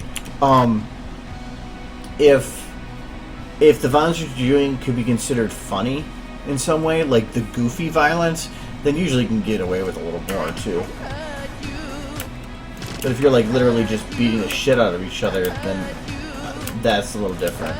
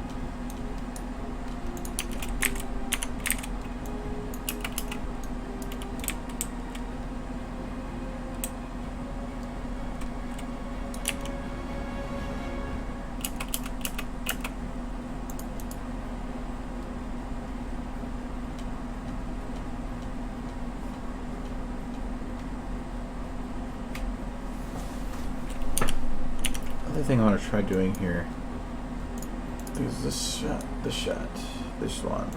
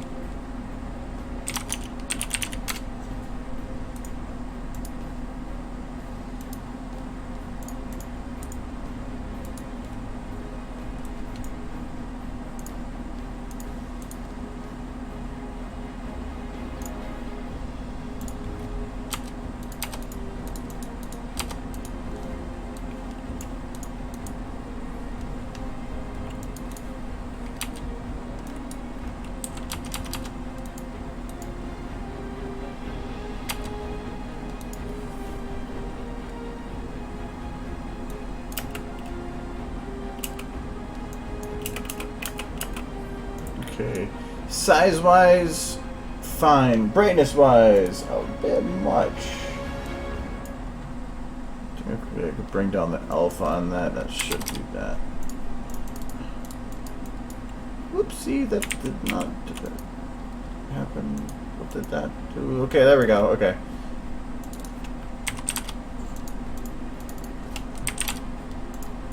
Can I bring down the alpha on it? Yes.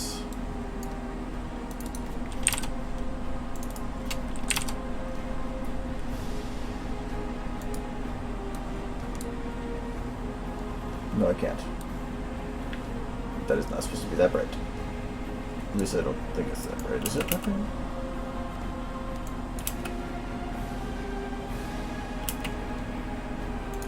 Okay, so alpha on the color doesn't work. Oh, it's probably...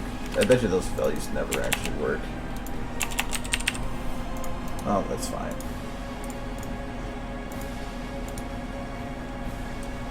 That shouldn't actually show here, right? Yeah. Okay. Let's get the alpha's 90 here, so does it even matter?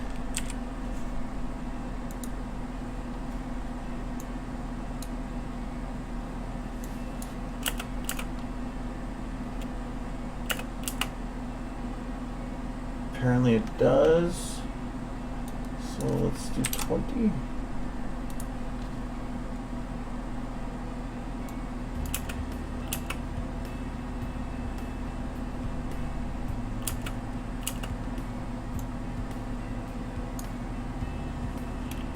Because this will actually give it a glow around her face instead.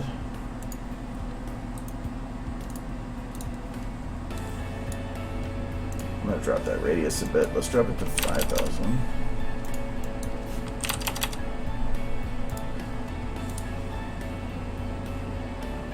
Because without it, it just creates a dark... It's like a...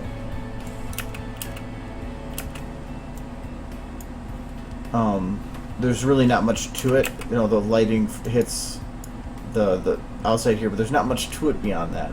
But with a little bit of particles, you can actually create a little bit of a glow that actually expands past that.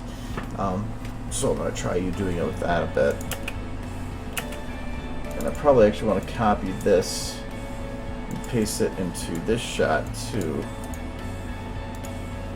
For one, this should be group. Particles.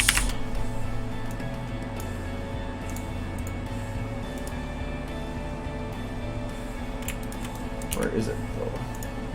Alright, it is in the right spot. I want to make that one a bit bigger though than the other one.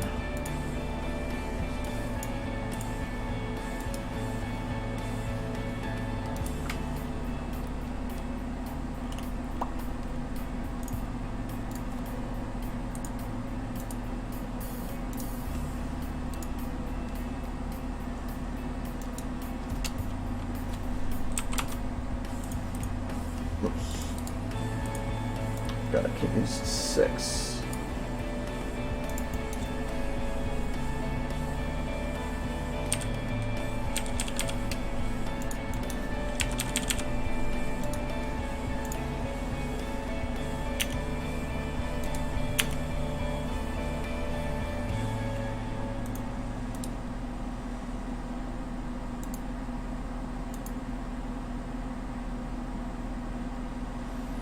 Bit bigger.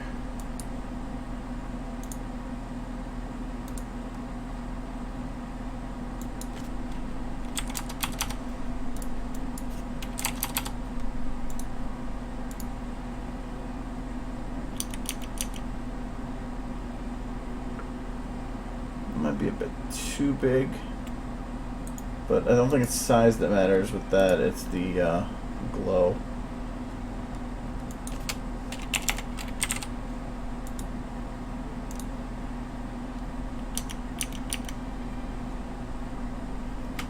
That has a nice glow to it there. Okay.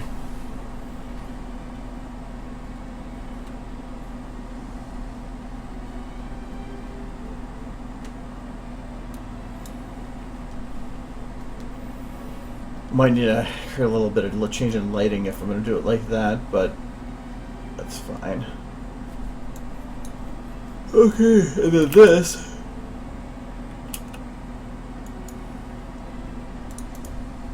Never gonna, Friends are wrapping up the winter. never gonna let you down. Never gonna run around that. Never gonna let you down. Never gonna run you down. Never gonna run around and hurt you. And hurt you.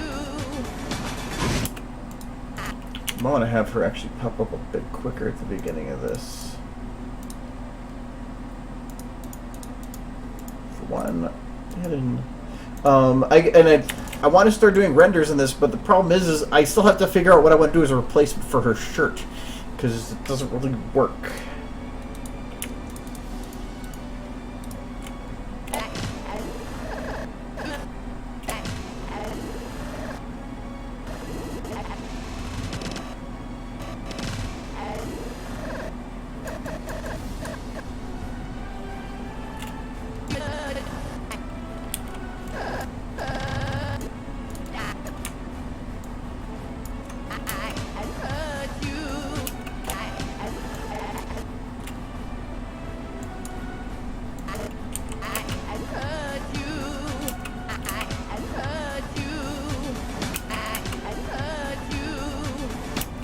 That works.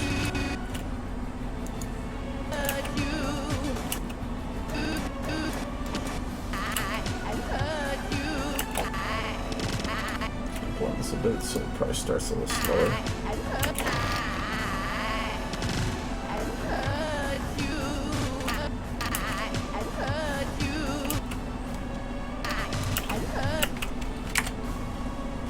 think I'm going to take the camera too, and I'm just going to do very slight motion of your luck to the camera, so that won't matter.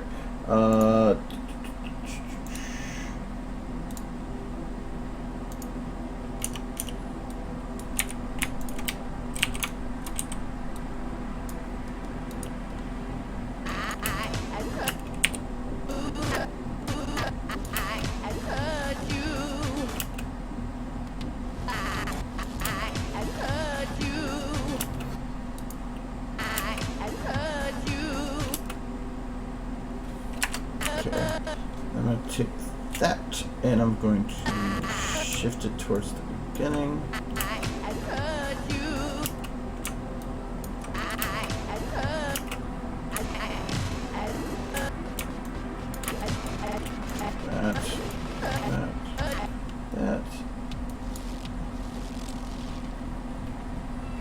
No, the reason originally my idea for Van Winkle was to use Octavia because I thought with the accent it would fit better and stuff.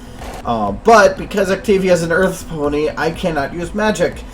Magic makes things convenient. Like, I can flip the gun whenever the hell I want.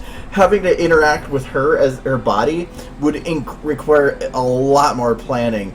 Well, with this, especially in like shots like this, it's going to be hard to get that shot if she was holding it.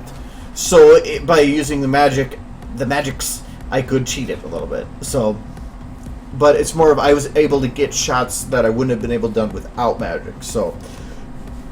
Well, magic can be seen as a cop-out. It also allows me to actually do a better job of following the original. It also allows me to give a little more creative, can be more creative in how I... Okay, the Winkle Moo is actually kind of an entertaining way for that to be named. It allows me a little bit more expression. If I had to have her interact with the gun, I would have had to like flip it around her back or her neck or something, and it would have been stupidly complicated. So... The wrapping of the winter. I might have to do a test render for this shot.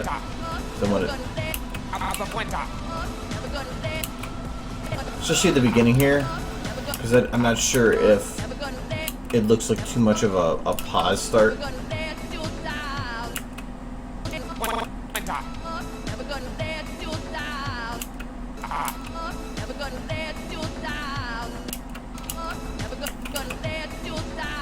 I feel like I've been Rick-rolling myself for the last month and a half unconsciously. I'm gonna wake up in the middle of the night just laughing at myself or something. Cacho!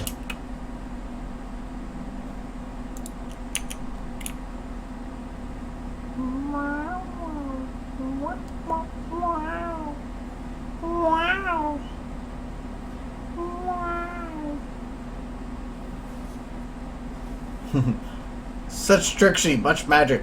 Wow. Wow.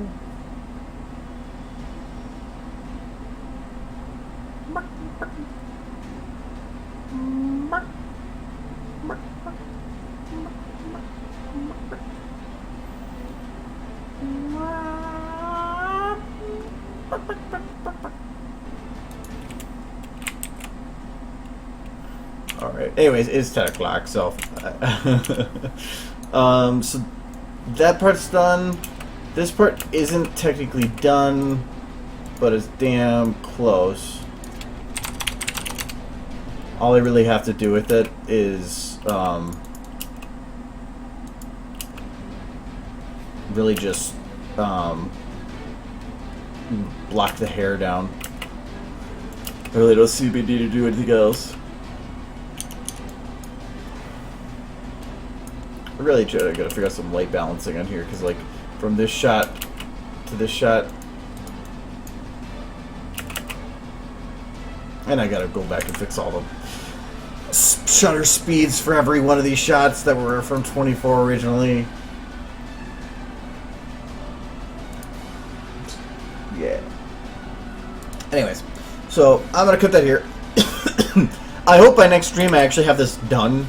So where I can have, I want to have it out by about middle of next week. So Tuesday I want to have just, if anything, very final things going on.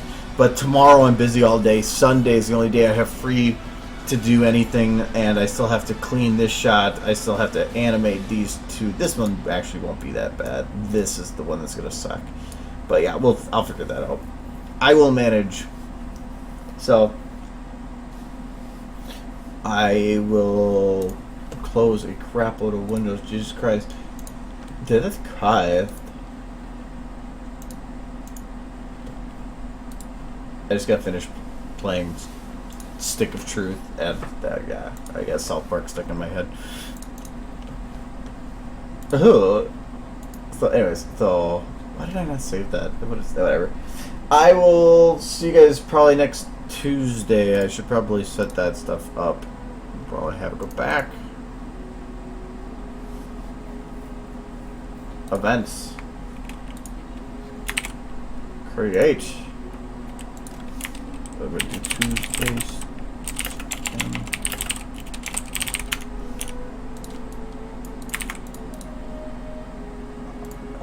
crap, it's November. When did it hit November?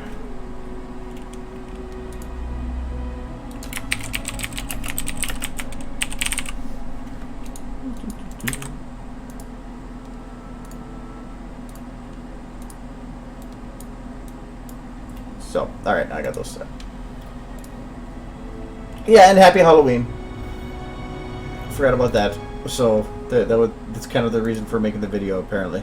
So, anyways, I will talk to you guys later. I hope you have a good Halloween. Don't eat too much candy. If you do, that's okay too. I will see you guys later. Bye-bye. Cut! Cut! Cut!